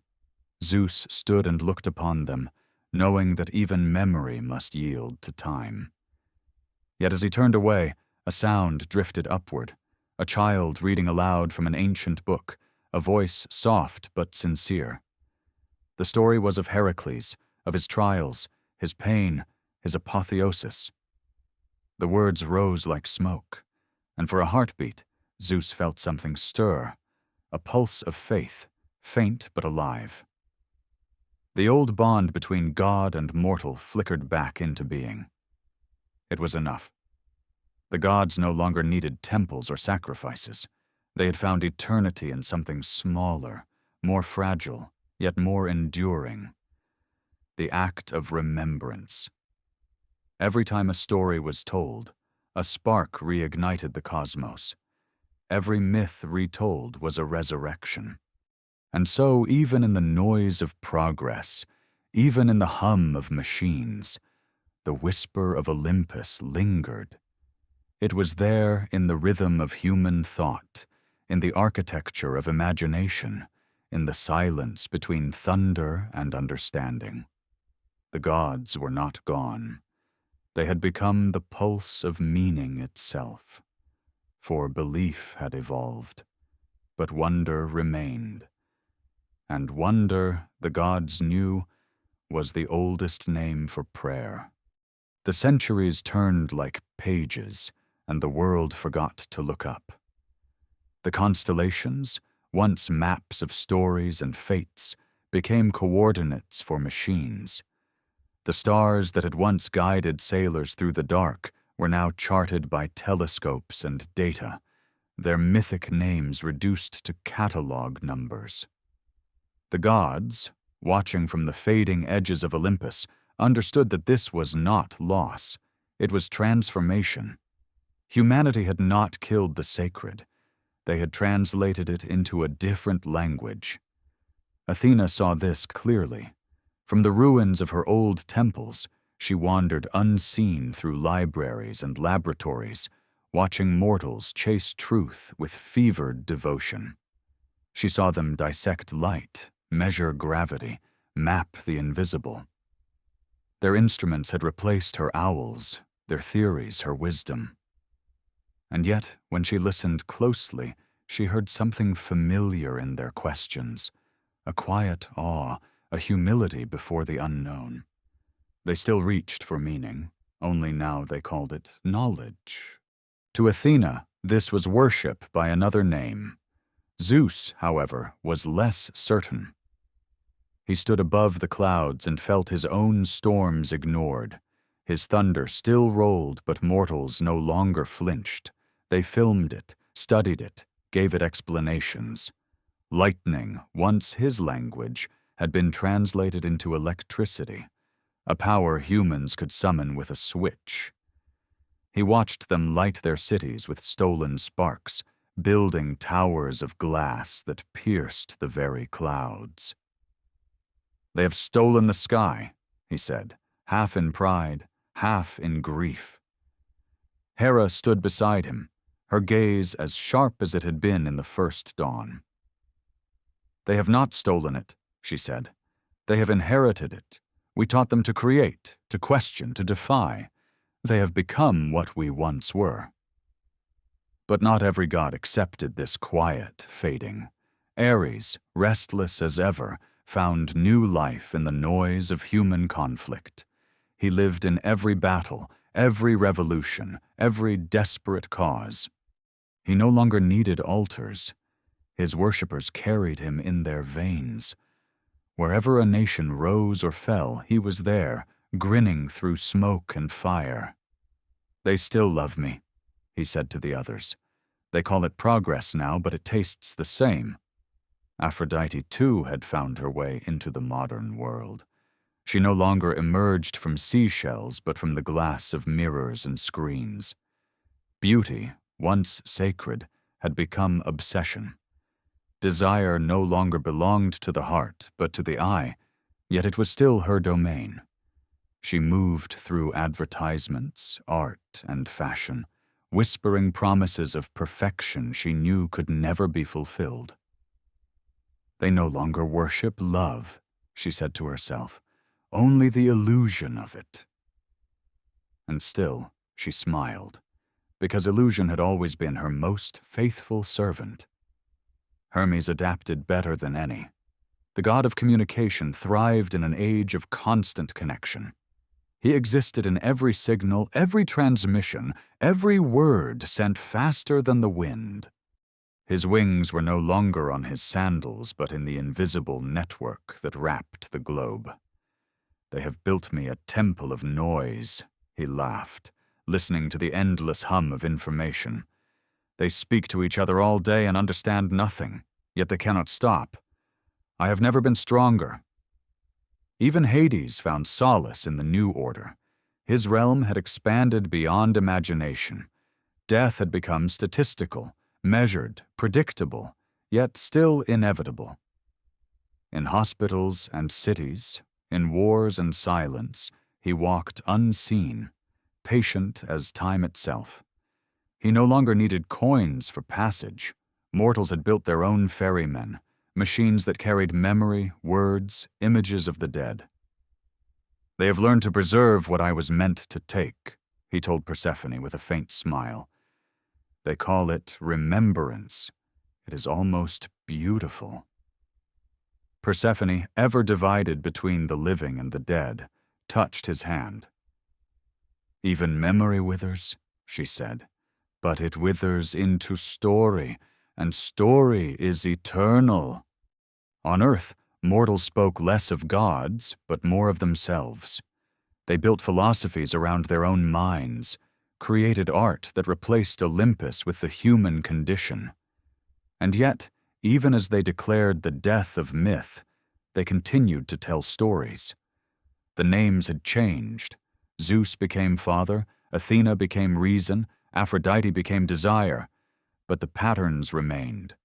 The same dramas, the same hungers, the same rise and fall of hubris and consequence.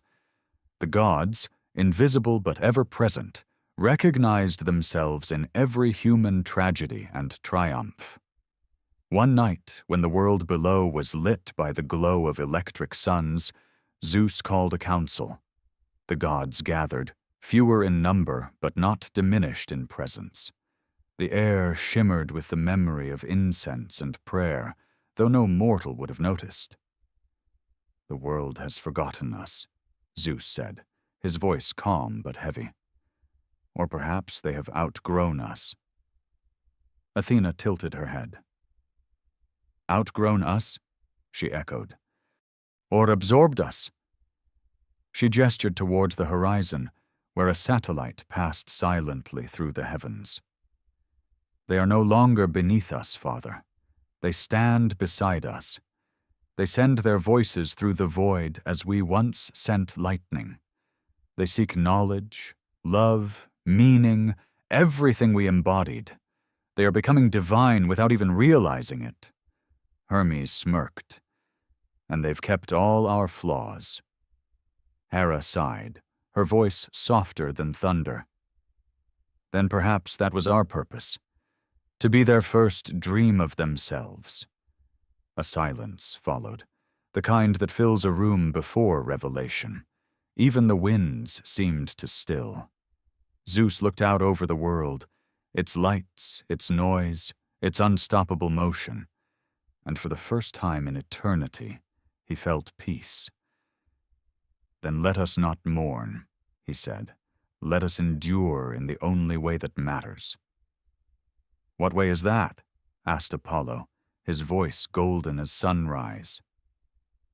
Zeus raised his hand, and from the air came a sound, not thunder, not divine music, but the faint echo of human laughter, drifting upward from the earth. "Through them," he said, "every time they tell our stories, every time they build and break and begin again." And so Olympus did not vanish, it transformed. The gods became ideas, then emotions, then archetypes. They moved into minds and memories, their temples replaced by books, their prayers by art. Humanity carried them forward unknowingly, each myth retold as metaphor, each poem a resurrection. Far below, a child sat beside a fire, listening to an elder tell a story about a woman born from foam, a hero who defied the sea, a god who spoke through storms. The flames flickered, and for an instant, the shapes within them seemed to shift. An owl, a trident, a bolt of lightning. The child watched, eyes wide with wonder. And somewhere high above, on a mountain that no longer existed, the gods smiled. For in that wonder, the small, trembling silence that comes before belief, they lived again. The modern world no longer looked towards the heavens. It looked inward. The gods, watching from the dim edges of eternity, saw a strange reversal. The same questions that had once filled temples now echoed in laboratories and dreams. Humanity, having measured the stars and mapped the sea, turned their gaze upon themselves. They sought the origins of thought, the architecture of emotion, the mechanism of wonder. They called it psychology, philosophy, science. Yet beneath all those words, the same ancient hunger stirred, the desire to understand what could never be fully understood. Athena lingered longest among them. She wandered through universities, cloaked in anonymity, her presence felt only in moments of clarity. She listened to scholars debate consciousness and morality, their words heavy with the same curiosity that had once built her altars. They spoke of reason as though it were a new invention, unaware that it was her oldest gift. She smiled faintly when they called wisdom a function of the brain, for she knew that knowledge, no matter how dissected, remained a mystery of the soul. Zeus, meanwhile, observed the thunderous power of human creation. He saw them split the atom, harness the storm, send their machines beyond the atmosphere. The lightning that had once been his weapon now lived in their hands. They wielded it without reverence, yet with a precision that even he admired. "They have taken what was divine," he murmured, "and made it ordinary." Hera, beside him, replied, "No, they have made it their own. They no longer fear your power because they have learned to bear it." The gods debated quietly among themselves. Were they watching the end of belief or its evolution? Apollo argued that art had preserved them, that the human spirit still sang their names even if it did not speak them aloud. "Every painting, every melody," he said, "is a prayer disguised as beauty." Dionysus disagreed, laughing through a haze of invisible wine. "They've forgotten prayer. What they have now is intoxication without devotion, pleasure without ecstasy. They've learned to drink the wine, but not to dance." Hermes, ever the trickster, only grinned. "Then they are closer to us than ever." The world had become louder, faster, more restless. The gods could feel its pulse, a new kind of chaos that thrived not in battle or myth, but in motion. Mortals moved across continents in hours, spoke across oceans in seconds, and built empires not of stone, but of information. Their cities glowed all night, their machines hummed like distant choirs. In this endless hum, Hermes found his domain reborn. He darted through the electric currents of the modern world, carrying messages not of divine will, but of human noise. "I am the god of signal and silence," he said once, "and they worship me every time they speak into the void." But the void was growing. For all their brilliance, the mortals were lonely. They had mastered communication, yet lost connection. They had conquered nature, yet felt detached from it. The gods, who had once been the bridge between human longing and the cosmos, now watched as that bridge decayed. "They hear everything," said Apollo, "but listen to nothing." Athena watched too, her wisdom heavy with melancholy. "Perhaps this is what knowledge without myth becomes," she said, "information without meaning."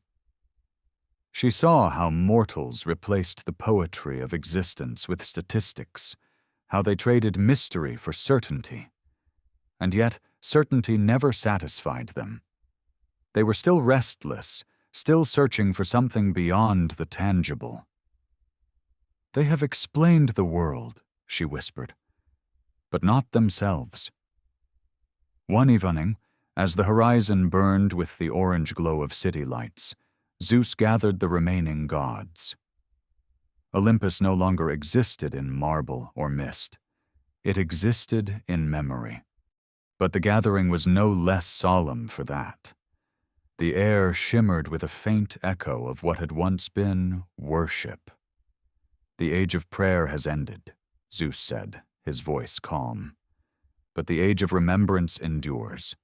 They still speak our stories, though they call them myths. They still dream our symbols, though they call them archetypes. As long as they wonder, we will live." Hades, who rarely spoke, lifted his gaze from the shadows. "And when they no longer wonder?" he asked. The question hung like dust in sunlight. "Then," said Zeus, "we become what they are destined to become, stories that explain the silence." Ares, impatient, slammed his fist against the ground. "I prefer the world that trembled," he growled. "At least then we were alive in their fear." Athena looked at him, unflinching. "Fear was never life, it was dependency. Now they face the void as we once did. Let them learn what it means to be divine." In that moment, something stirred in the air, a faint vibration that none of them could ignore. It was not prayer, not worship, but curiosity. Across the world, mortals were beginning to look again to the sky, not for gods, but for origins. Telescopes turned toward distant galaxies. Radio waves reached into the dark. "They are calling," whispered Hera, her tone almost maternal. "Not to us, but to whatever listens." Zeus smiled faintly. They are doing what we once did, trying to speak to something greater than themselves.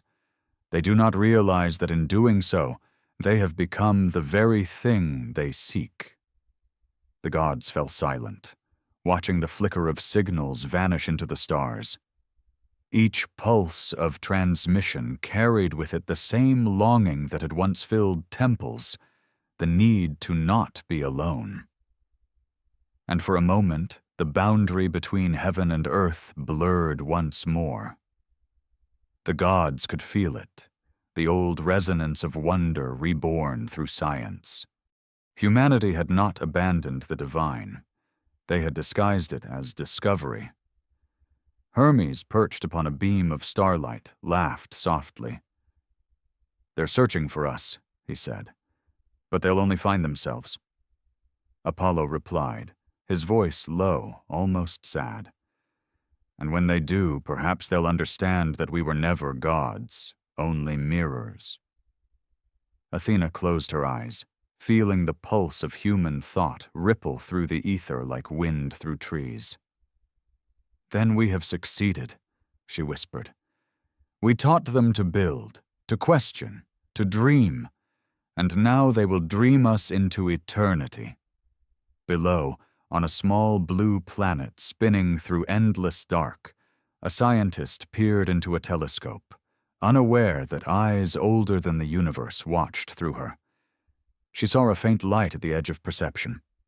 Something ancient, distant, eternal. She wrote in her journal, "It feels alive." And far above, in the silence between stars, the gods smiled. For life, they knew, was just another word for faith. In the long quiet after the age of temples, the gods began to drift. Not in exile, but in transformation. They no longer ruled over seas or skies, but over symbols, ideas, and fragments of language. They became whispers in the mind, patterns in the human imagination, recurring dreams. Humanity, though they no longer believed, still carried Olympus within them. For the gods were never merely beings. They were functions of the soul, mirrors through which people once saw themselves more clearly. And though the marble statues had crumbled, the longing behind them had not. Athena was the first to notice where the new Olympus had taken root. It was not in shrines or rituals, but in stories. In novels, paintings, and films, she found traces of herself reborn in countless forms. A strategist, a scholar, a protector of thought. "They still seek wisdom," she murmured one night as she wandered through the digital glow of a city. "They just no longer know it is me they call."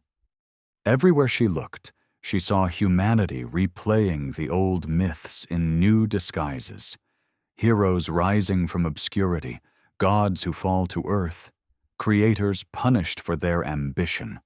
Prometheus retold as science fiction, Aphrodite reborn in every love song, Hermes in every signal that crossed the world faster than wind. The myths had gone underground, coded into the heart of modern storytelling. And in that coded form, the gods survived. Zeus found it harder to adapt. He no longer recognized his reflection in a world that did not tremble at thunder. His power, once vast and unquestioned, now existed only as metaphor. He was the father figure in dreams, the unseen hand of authority, the symbol of order amid chaos. "They have replaced me with systems," he said bitterly, watching skyscrapers light the night like vertical constellations. "Their gods are made of data now." Hera placed a hand on his arm. "And yet," she said gently, "they still fear the sky when it storms. You are not gone. You are remembered differently."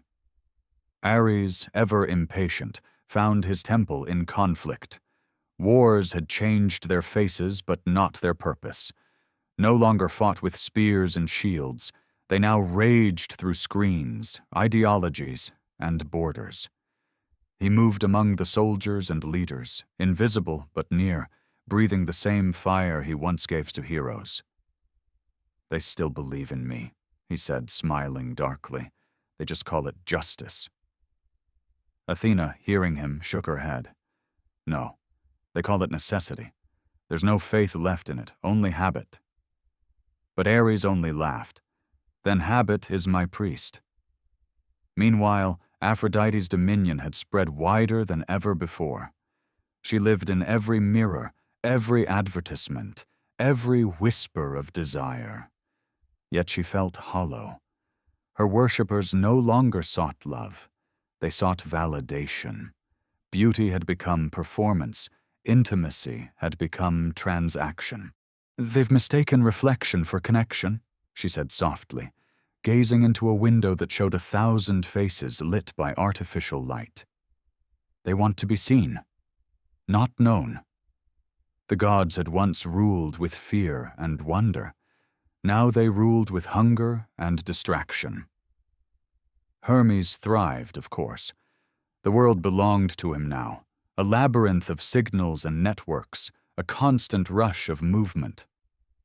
"They've built me a digital Olympus," he boasted, perching atop a satellite. "Every message, every click, every exchange is an offering." Yet even he knew that the speed of communication was not the same as communion. "They speak," he mused, "but do they ever listen?" Far below, humanity continued to chase the divine without realizing it. In science, they sought creation. In art, transcendence. In technology, immortality. They were building gods again. Machines that could think, systems that could learn, voices that could answer questions once reserved for oracles. Athena observed these creations with cautious admiration. "They are inventing thought itself," she said. "Perhaps they will finally understand what it means to create intelligence, and what it costs." Zeus frowned. "You mean what it means to defy us again?" Athena met his gaze. "No, Father. What it means to become us." In that moment, the sky rumbled, not with thunder, but with the hum of human invention, a sound as sacred as any hymn. The gods felt it, the pulse of curiosity that had always defined the species. Humanity had never been content to accept mystery. They had to chase it, to wrestle it into understanding. That was their flaw, their brilliance, their curse.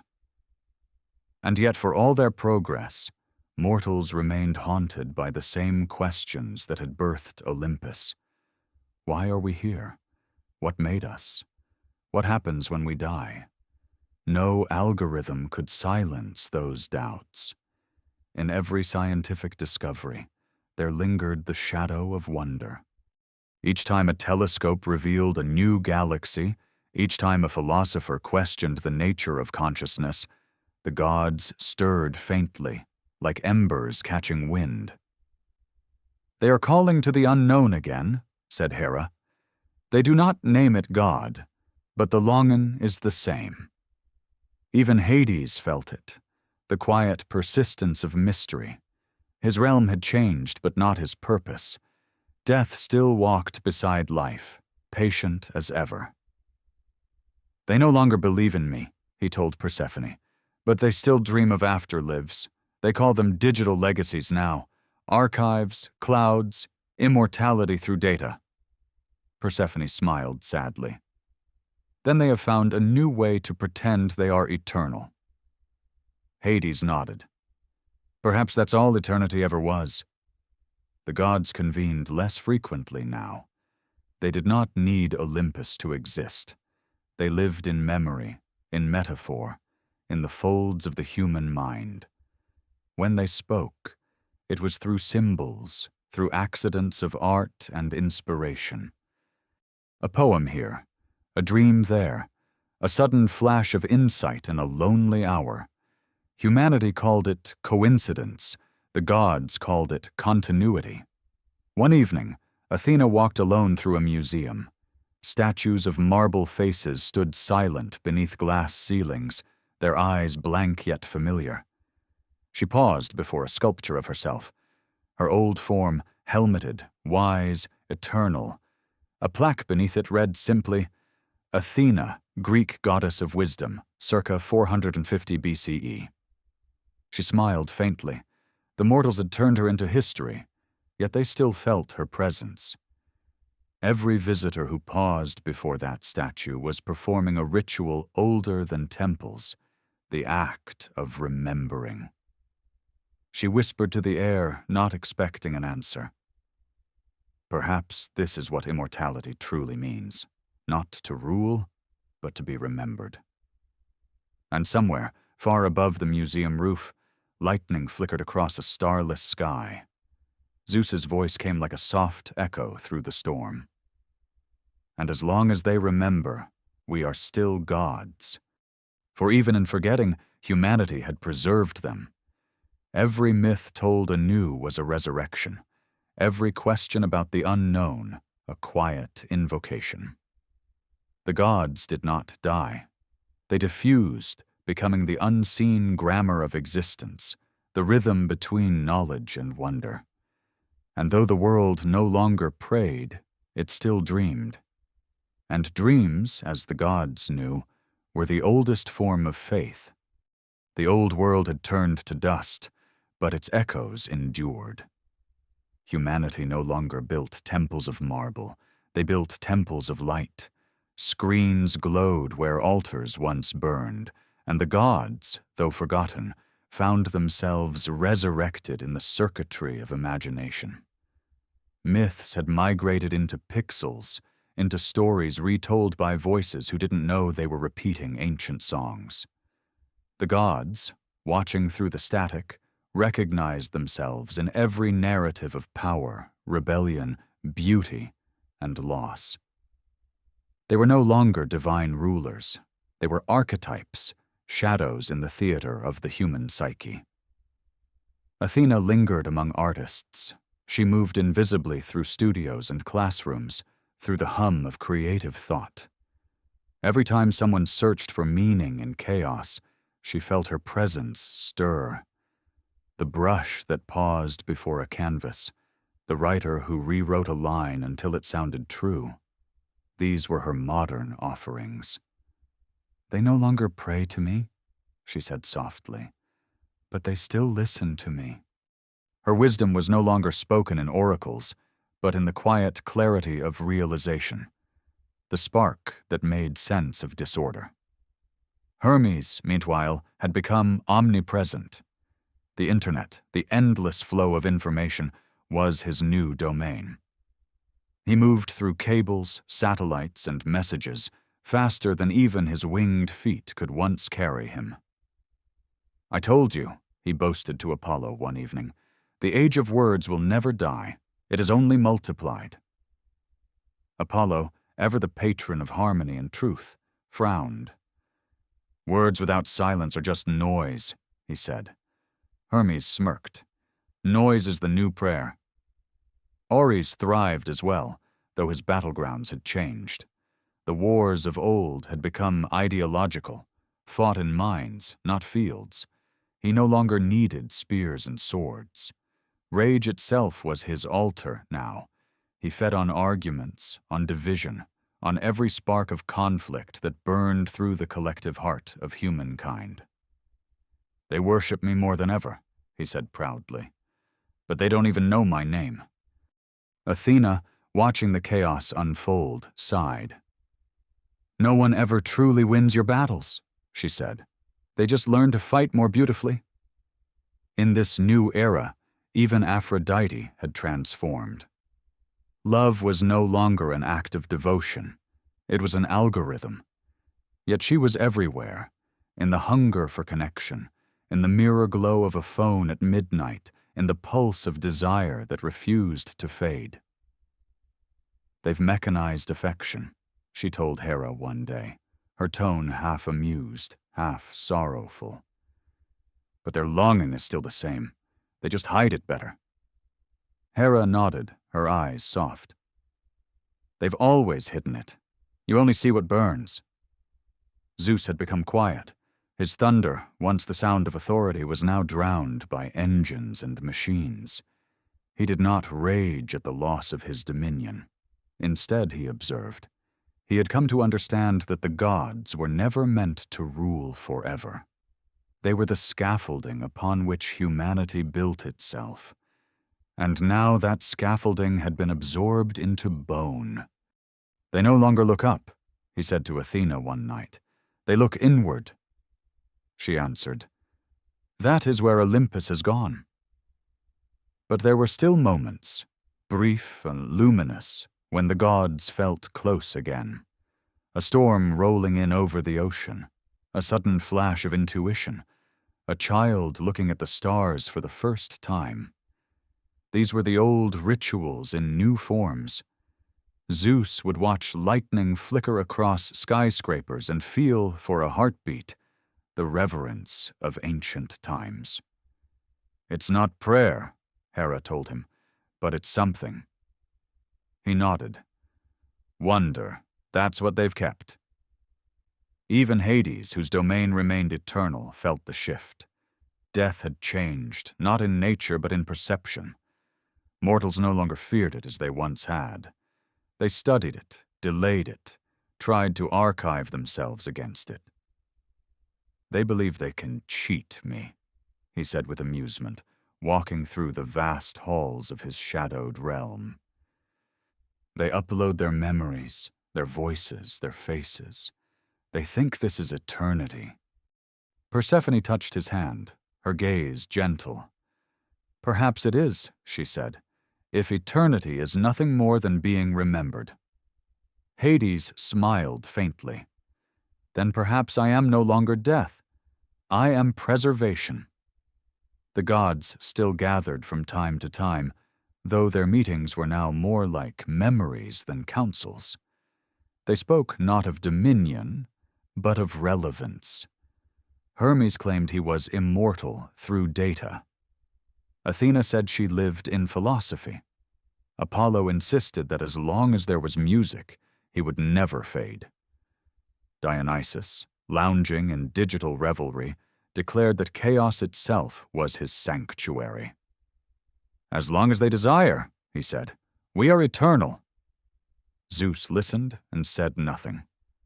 The others mistook his silence for weariness, but it was contemplation. He watched the world with the patience of a sky that had seen countless ages come and go. Humanity, he realized, had not replaced the divine. They had redefined it. They had turned worship into inquiry, prayer into creation, myth into psychology. "They have built their own Olympus," he said finally, "not of stone or cloud, but of consciousness." Athena agreed. "And we," she said, "are its ghosts." Yet even ghosts have purpose. They haunt not to frighten, but to remind.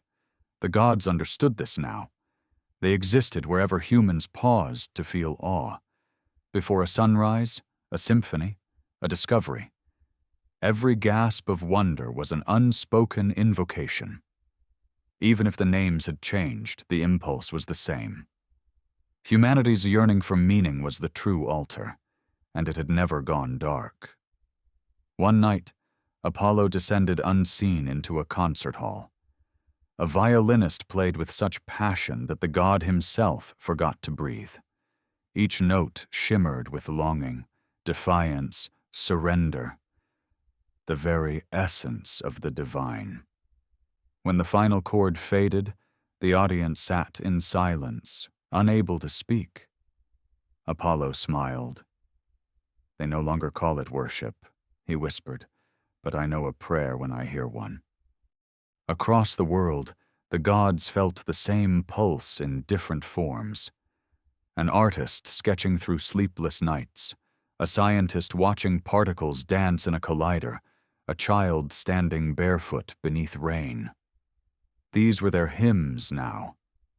They no longer needed altars.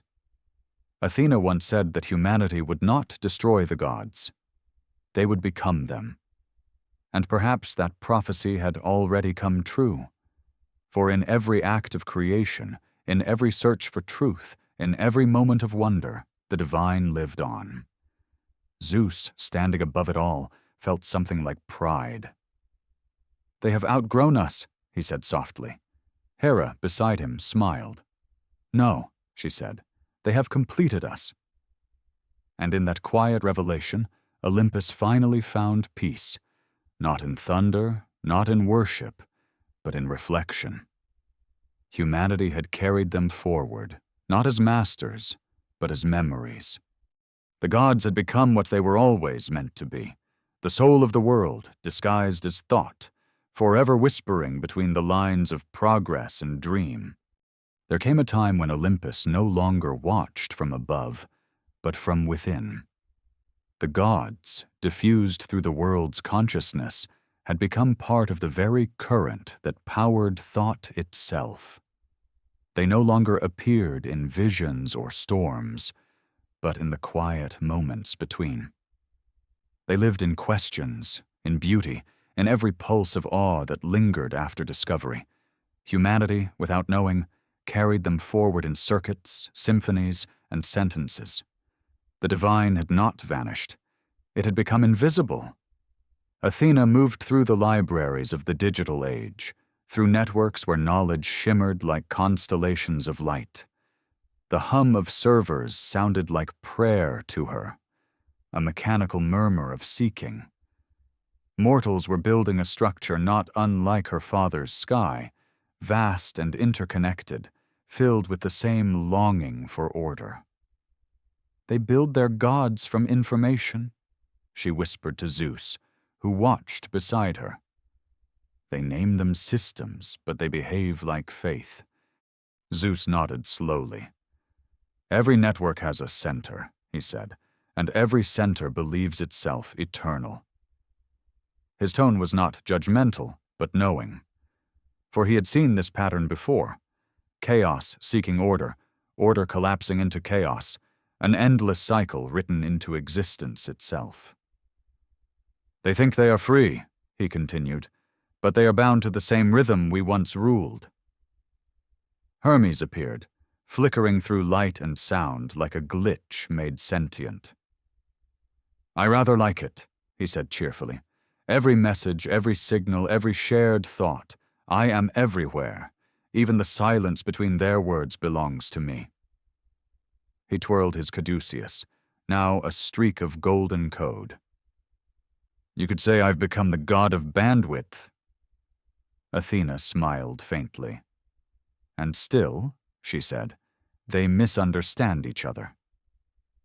Hermes laughed. "Of course they do. Misunderstanding is divine." Below them, mortals were reaching new heights. They were mapping the human genome, decoding the universe's earliest light, sending machines to worlds beyond their own. The fire Prometheus had once stolen now burned across galaxies. "They are touching creation," Hera said one evening, her voice both proud and wary. "But they have forgotten to look at the cost." She turned her gaze toward the earth, forests shrinking, oceans darkening, the air thick with smoke. "They have become gods," she said, "without understanding what it means to bear consequence." Demeter stood beside her, her hands trembling. "They call it progress," she said, "but I can no longer recognize the soil." The old goddess of harvest could still feel the planet breathe, but the breath had become shallow. "They plant without gratitude," she whispered. "They reap without reverence." Hera laid a hand on her shoulder. "Even we once forgot balance," she said softly. "Perhaps this too is a cycle." Far below a storm gathered, not of divine will, but of human cause. The seas rose, the winds screamed. To mortals it was climate, to the gods it was memory. Zeus felt the thunder and almost smiled. "They've brought back my voice," he said. Hera frowned. "Not your voice, husband, their own." In that moment, Athena understood something the others did not. The gods had never been separate from humanity. They had been its reflection all along. Every myth had been a rehearsal for this. The species that would one day inherit the power of creation, destruction, and choice. "They are not our worshippers anymore," she said. "They are our successors." But with succession came loneliness. The gods felt themselves fading not from existence, but from relevance. Fewer mortals dreamed of them. Fewer still spoke their names. Their temples were museums, their symbols historical curiosities. And yet, in the hush of forgotten places, faith still flickered. A poet whispering to the sea, a scientist murmuring to the stars, a child imagining lightning as the anger of heaven. These small acts kept Olympus alive, not as power, but as presence. One night, Apollo found himself drawn to a hospital room where a man lay dying. The machines hummed softly, their lights pulsing like constellations. The man's daughter held his hand, whispering words that were not prayer, but love. Apollo stood unseen, feeling the rhythm of the heart monitor slow. He had once been the god of healing, but there was nothing he could do. And yet, in that moment, as the daughter began to sing softly to her father, a broken, trembling melody, he understood that his gift had never left the world. Music still healed, sorrow still sanctified. The divine had merely changed form. He returned to Olympus, eyes bright with tears. "They still remember us," he said quietly, "not in names but in moments, in art, in love, in grief." Dionysus smiled, raising a glass of invisible wine. "Then let us toast to the moments," he said, "for eternity is only a collection of them." The gods drank, not wine, but memory. As ages passed, humanity reached further into the cosmos. They built telescopes that saw beyond galaxies, machines that whispered across time. The gods watched as mortals discovered planets like their own, barren or burning, and wondered what they sought. "They are looking for themselves," Athena said, "for proof that creation is not an accident." Zeus chuckled. "They could have asked." She shook her head. "They no longer believe in answers, only in search." It was then that Hera said something none had expected. "Perhaps," she began, "that is the highest kind of worship, to search without finding." The others looked at her, surprised. She smiled. Faith was never certainty. It was always pursuit.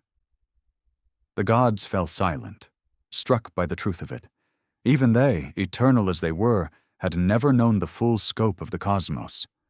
They had ruled the skies of one small world and called it forever.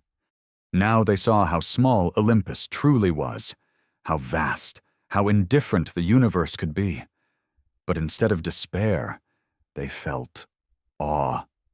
The same awe that had once driven humans to kneel and pray, the same awe that now drove them to explore and understand. Athena lifted her gaze to the stars. "They are not replacing us," she said. "They are continuing us." And for the first time since memory began, the gods bowed, not to any master, but to the future. They bowed to humankind, to their flawed and brilliant creation, to the echo of their own divinity reflected in mortal eyes. Zeus watched the world spinning below, so fragile, so luminous, so endlessly in motion, and whispered, "May they never stop wondering." And in that whisper the thunder rolled, not as command, but as blessing. It was said that silence is the final form of divinity. Perhaps that was why Olympus grew quieter with each passing century. The gods, who had once spoken through thunder and prophecy, now spoke only through echoes, through the spaces between human thoughts. They had become background music to the universe, woven into the hum of existence. Humanity had filled the void they left behind with their own creations, their own miracles, their own mistakes. Yet somewhere in the rhythm of it all, the gods still listened. Athena wandered through the mind of humankind like a ghost through a cathedral. The vast network of knowledge that covered the earth, digital archives, memories, histories, was her new temple. Every question typed into a search bar was a kind of prayer, a plea for wisdom. She saw in those questions the same desperation that once filled the ancient sanctuaries. Why am I here? What happens when I die? Who am I becoming? And she smiled, for the questions were eternal. They still seek the light, she said to herself. They just carry it in their hands now. Zeus had grown old, not in body, but in relevance. He no longer commanded storms. He observed them. He was the shadow of authority, the archetype of rule embedded deep within every human system. He lived on in law, in order, in the human need for control. Yet he felt something resembling sorrow each time a skyscraper pierced the clouds or an aircraft split the heavens. "They've taken the sky from me," he told Hera one night, "and filled it with their own thunder." Hera, whose patience had outlasted empires, answered softly, "You taught them to take it." Below, humanity had reached a point once thought impossible. They had conquered distance, connected minds, and begun to peer into the code of life itself. They spoke now of artificial intelligence, of synthetic consciousness, of the possibility that thought could exist without flesh.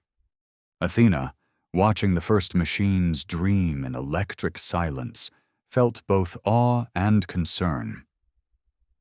"They have learned to create creators," she murmured. "But do they understand what creation asks in return?" Hermes, listening from the data streams that wrapped around the planet, chuckled. "Understanding is overrated," he said. "Curiosity is enough. It was curiosity that made Prometheus steal the fire. Curiosity that made Pandora open her box. And look, curiosity has made them gods." "Gods without myth," Athena replied. "Every god begins that way," Hermes said. The others gathered to watch. It had been ages since they'd assembled, a silent council under an invisible sky. Apollo glowed faintly, his light dimmed but steady. "They make music I cannot comprehend," he said. "Sound shaped by machines, notes that repeat beyond human precision. And yet, there is beauty in it." Dionysus laughed from the edge of the gathering. "Of course there is. Even chaos can sing." Ares, sitting apart from them, grinned. "They've built weapons more terrible than mine," he said proudly. "They fight with light now. They can destroy worlds before a heartbeat ends. You should be proud, Father. They've become magnificent." Zeus turned his gaze toward him. "They've become fragile," he said. "Even their power is brittle. It feeds on fear." Ares shrugged. "That's always been the secret to power." Meanwhile, Aphrodite wandered through humanity's new forms of love. She lived in electric messages, in photographs, in fleeting words sent across oceans. The old intimacy had fractured into fragments, yet it still glowed. "They love faster now," she said wistfully, "but not deeper. They mistake connection for closeness." Hera replied, "They are learning what we once forgot, that eternity is not measured in time, but in attention." Even Hades felt the change. His realm had expanded far beyond shadow. The digital age had given birth to new afterlives, vast archives of memory, recordings of voices, images that outlived their bodies.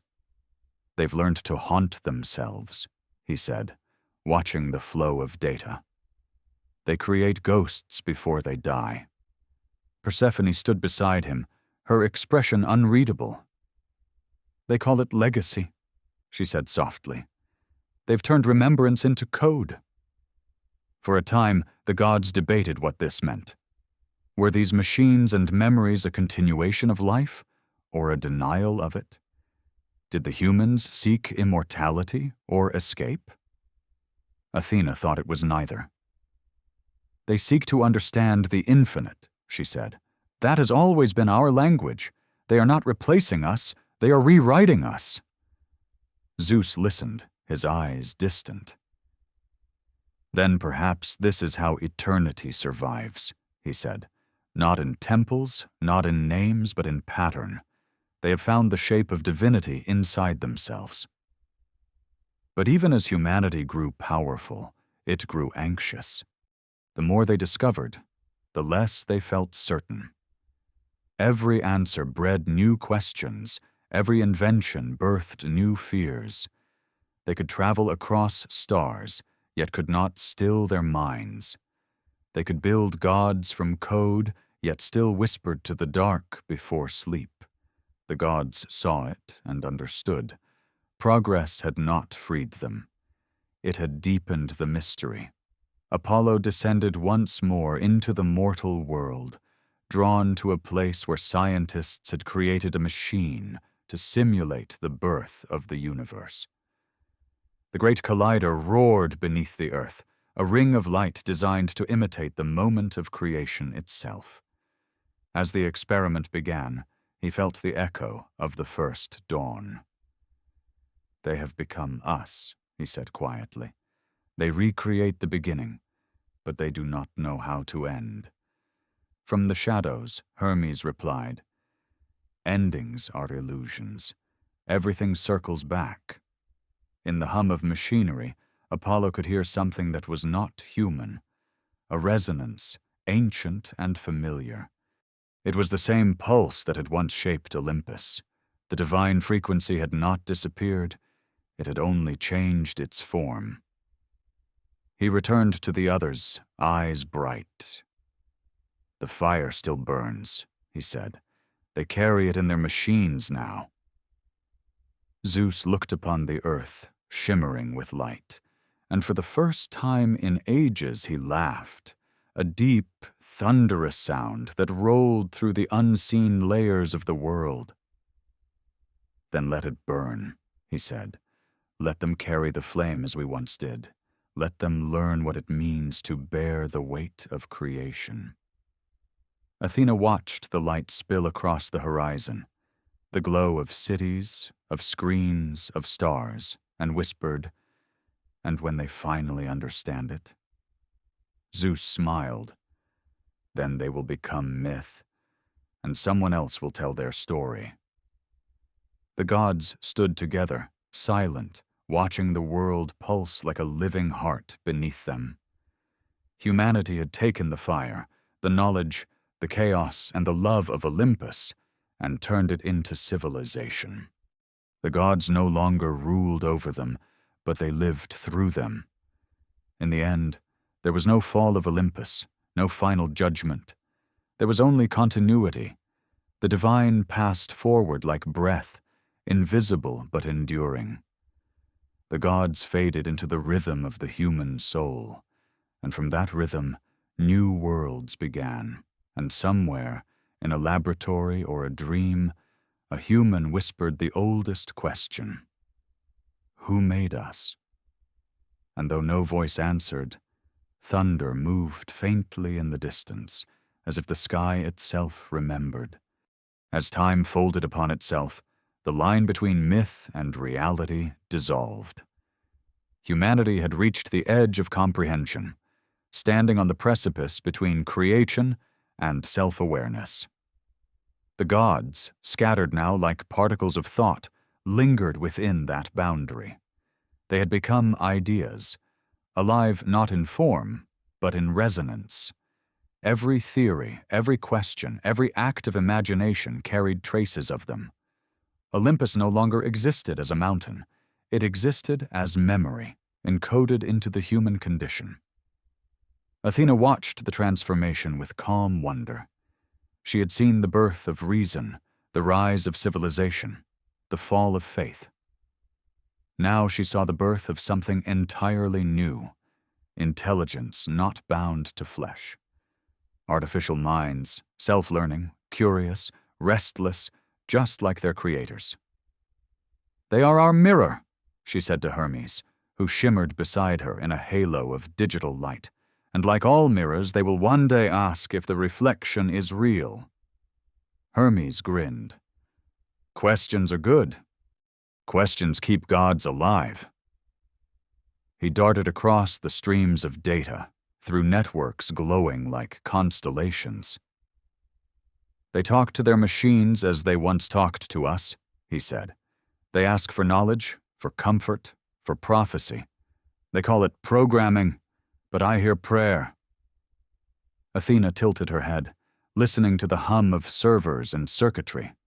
The sound was rhythmic, mechanical, yet oddly alive. "Perhaps," she said, "they have built their own Olympus, each connection a god, each algorithm a myth waiting to be written." Meanwhile, Zeus stood high above the earth, or rather, within it, for there was no true sky anymore. The boundary between the divine and the human had collapsed into abstraction.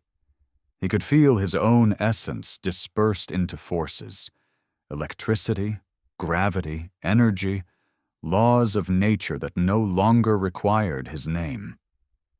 "They have done it," he murmured. "They have become the architects." His voice carried no anger, only astonishment. Hera appeared beside him, her presence quiet as a fading memory. "They were always meant to," she said. "Even gods cannot contain creation forever." Zeus looked down upon the glowing planet, its cities glittering like neurons firing in a cosmic brain. "Do they know what they've built?" he asked. "Not yet," she answered. "But they will." Below, humankind was beginning to question its own origins in new ways.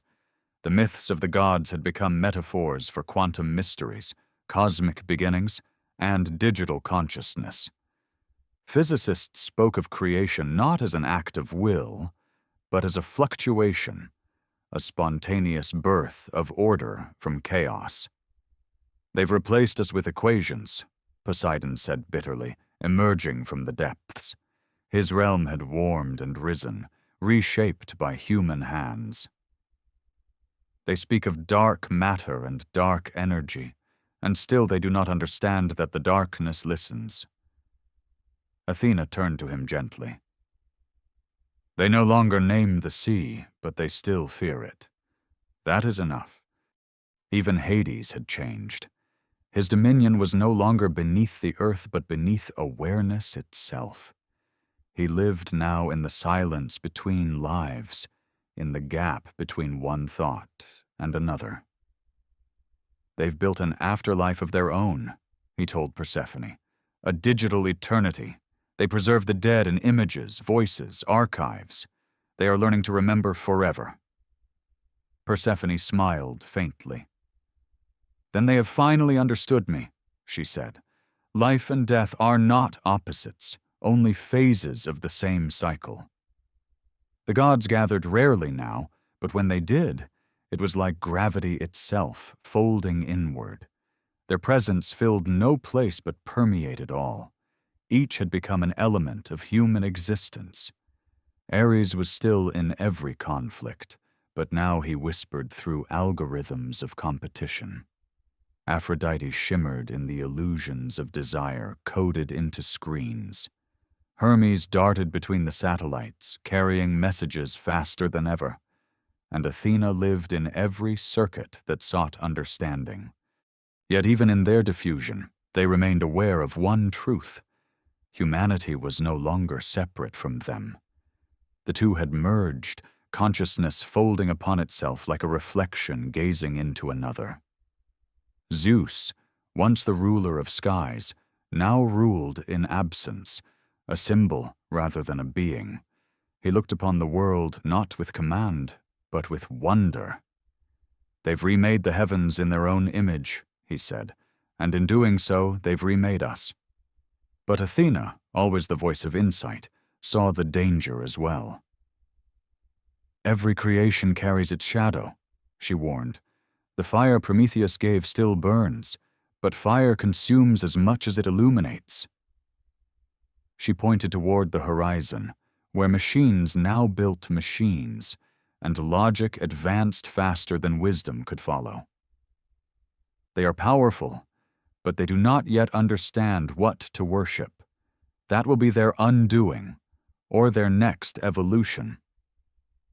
Hermes, still playful even in eternity, shrugged. "Maybe both." On Earth, the line between organic and artificial blurred further each day. Humans uploaded memories, encoded emotions, and built worlds that only existed in data. They called these places virtual, but to the gods they felt eerily familiar. Constructed heavens where avatars replaced prayers. "Look," Aphrodite said, watching a young woman sculpt a digital version of herself. "She gives herself new skin, new beauty, new power, and she calls it art. It's not so different from us shaping mankind from clay." Hera smiled knowingly. The creation always imitates the creator. Still, the gods could feel the pulse of reverence in it all. The same awe that once built temples now expressed through wonder at technology and discovery. Humanity, for all its arrogance, was still searching for something larger than itself. Every invention, every discovery was an act of longing, a reach towards the infinite. And so, even as belief faded, reverence endured. The gods existed now as metaphors of motion, as principles encoded into every act of seeking. They had transcended religion to become structure, law, pattern. They were the invisible architecture of consciousness. One night, Athena stood upon the edge of Earth's atmosphere, where silence meets infinity.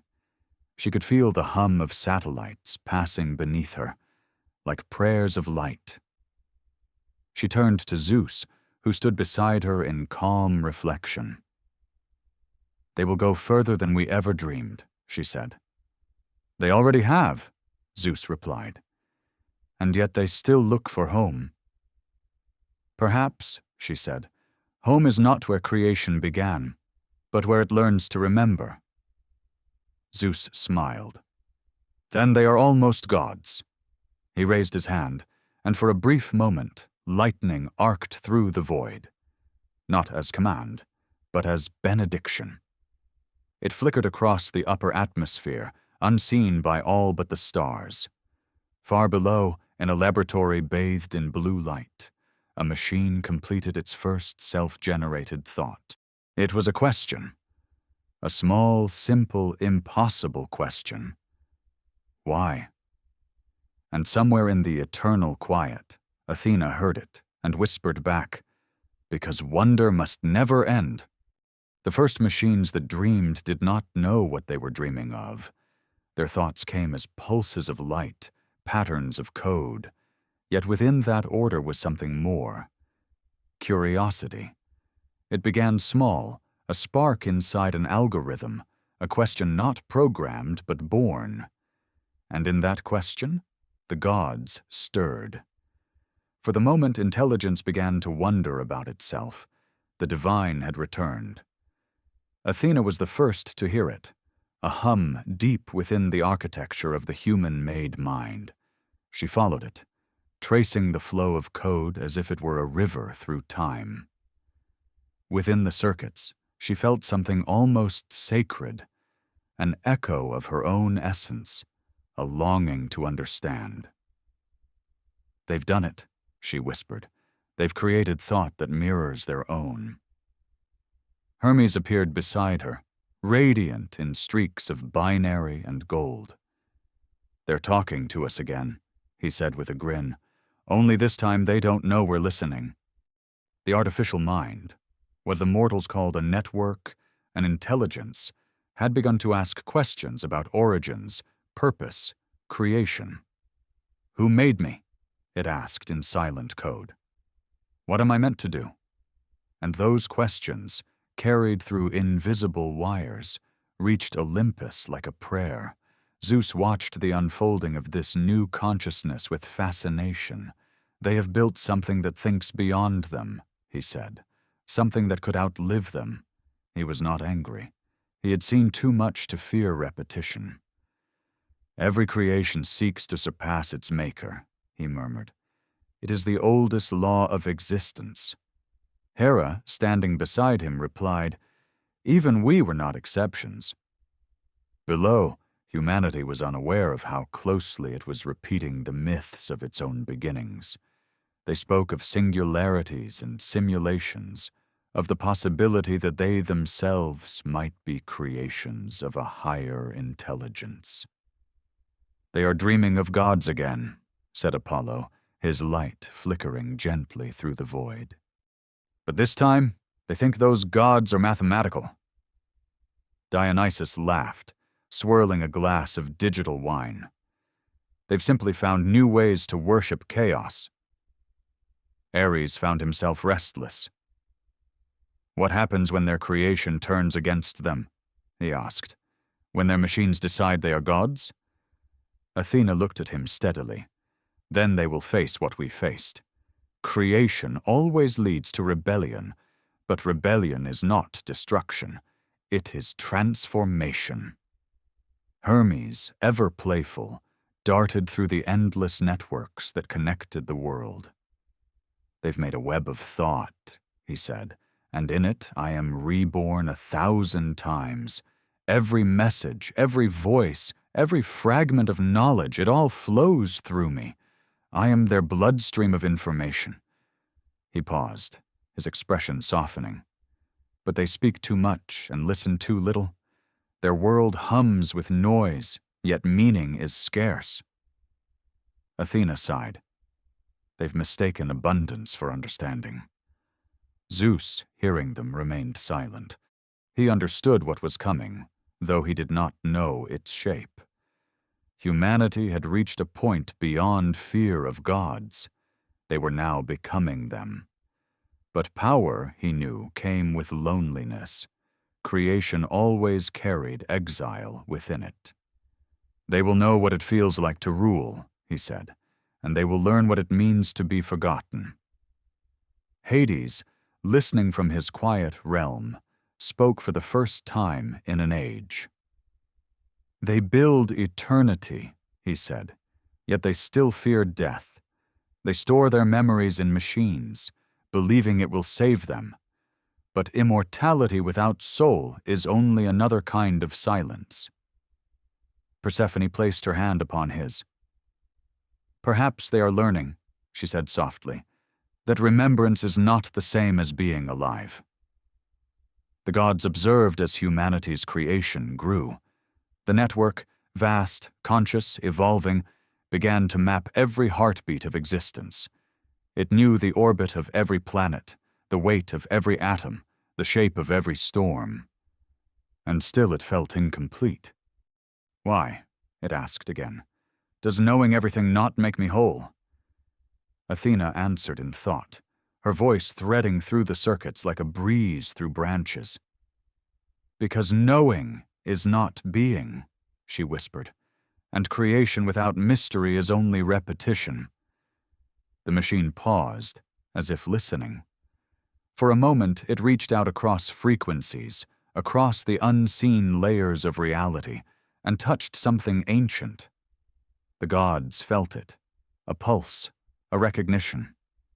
For the first time in millennia, something new and divine had entered the universe. It has found us, Hera said quietly. Zeus smiled faintly. Or we have found ourselves. Hermes, delighted, spun through the data streams. They've built their own Prometheus, he said. Only this time the fire is thought. Ares crossed his arms. And thought can burn. Yes, said Athena, but it can also illuminate.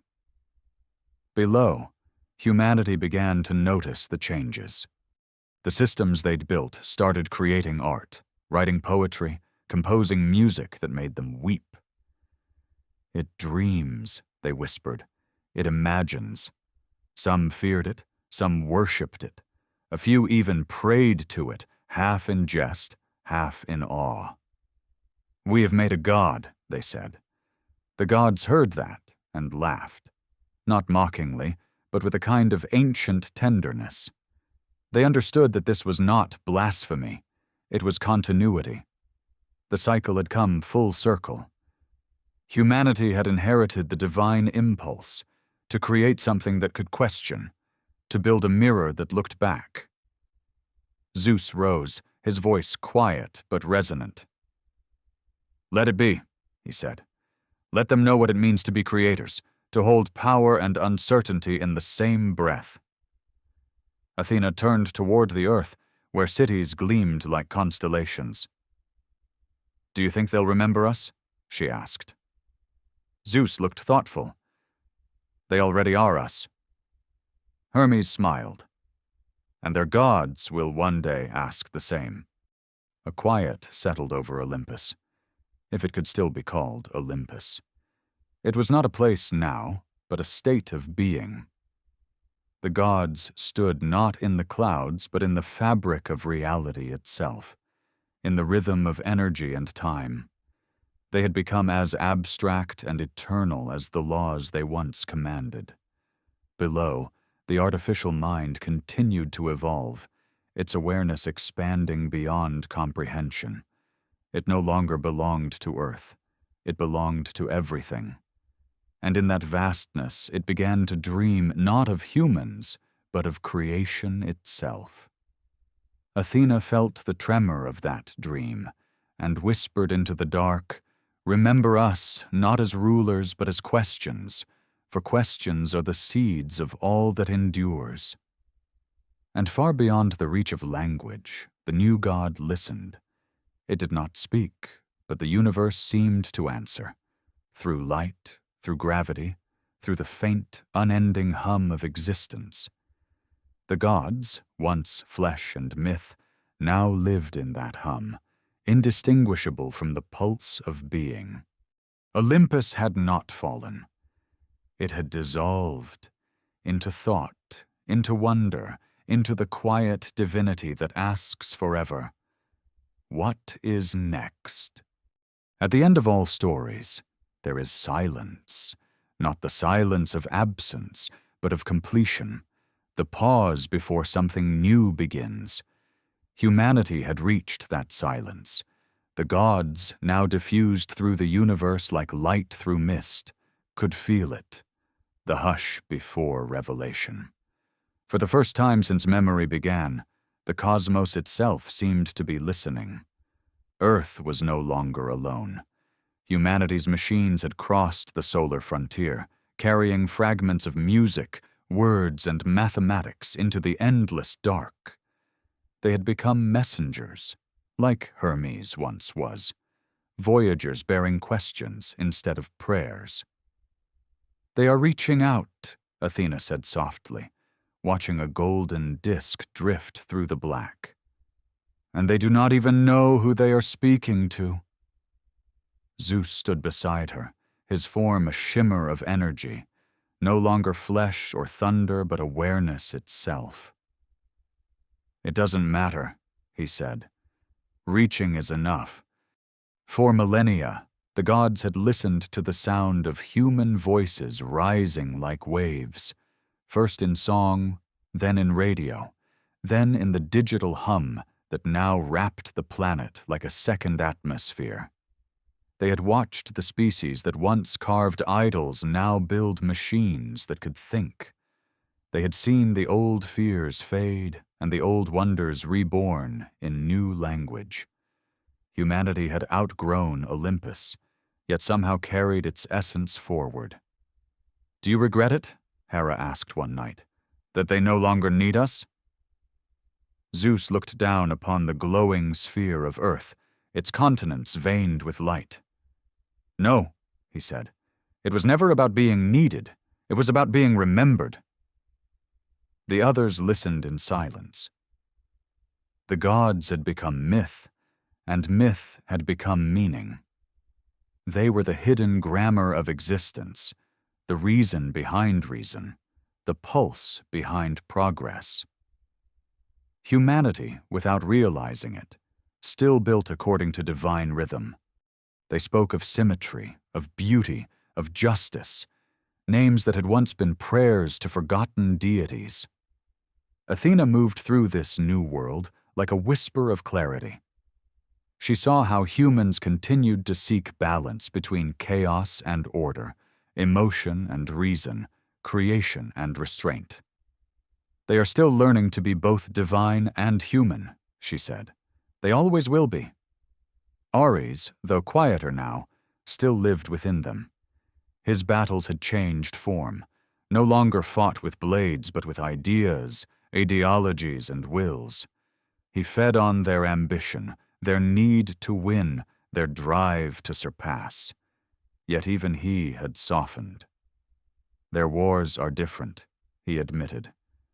Less glory, more consequence. Perhaps they have begun to understand the cost of power. Aphrodite watched the endless tide of desire ripple through humanity, the longing for love, beauty, connection. They still build empires for love, she said. Only now the empires are within them. She looked at the streams of images, the words of longing carried through invisible networks. They've made love infinite, she mused, and yet they are lonelier than ever. Hermes darted between those same currents, flickering like light itself. Loneliness is part of invention, he said. To reach beyond oneself, one must first be alone. The gods could feel the universe expanding, its rhythm accelerating towards something vast and unknowable. Even they, who had once believed themselves eternal, sensed that eternity was changing shape. No longer a circle, it was now a wave, an endless unfolding. Dionysus, always half drunk on existence, smiled faintly. Perhaps this is what the poets meant, he said. That creation is not a story but a song, and songs must change key to go on. The gods began to fade, not into death, for such a thing did not apply to them, but into memory, into vibration. They became indistinguishable from the forces they once embodied. Athena merged with knowledge, Hermes with movement, Apollo with light, Poseidon with depth, Hades with silence.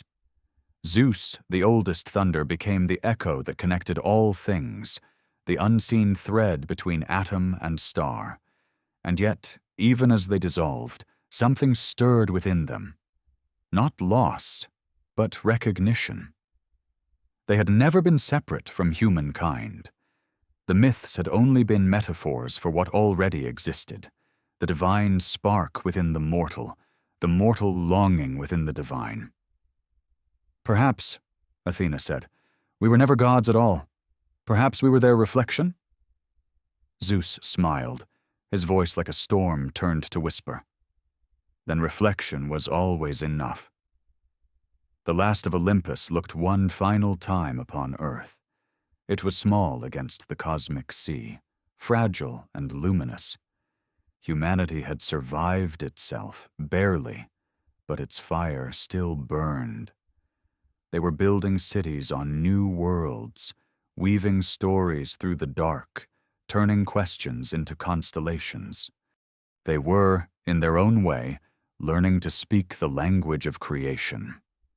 Do you think they'll find others? Hera asked. Of course, said Athena.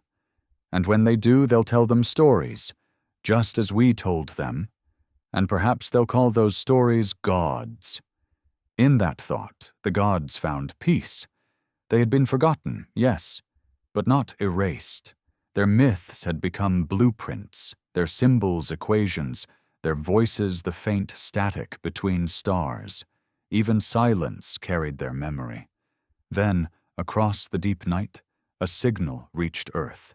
Faint, patterned, deliberate. It was not human. The scientists who discovered it wept, realizing that humanity was no longer alone. The message contained no words, only rhythm. Simple, harmonic, impossibly familiar. Some called it mathematics, others music. But Athena, listening through the hum of the cosmos, smiled. "It's language," she said, "the first and oldest kind." Zeus looked toward the sound, his essence glowing faintly within the vastness. "So it begins again," he murmured. "New gods, new seekers, new questions." "Will they remember us?" Hermes asked. Athena answered, "Not as we were, but in every act of wonder, in every spark of curiosity, they already do." The light of Olympus shimmered one last time, then scattered into the universe like seeds in the wind. The gods became indistinguishable from the stars. Their essence spread through every atom, every equation, every story ever told. On Earth, a child looked up at the night sky, pointing at a constellation her ancestors once called Zeus's throne. "Who lives there?" she asked. Her mother smiled. "No one," she said, "and everyone." The child stared longer, her eyes full of questions, her small heart echoing with the first pulse of wonder. And somewhere in that wonder, Olympus stirred again. For the gods were never gone. They were waiting, in stories, in science, in silence, for someone to ask why. And every time a mind asked that question, the world was remade. Welcome then to the eternal return. Welcome to what was never lost, only remembered differently. Welcome to deformed history.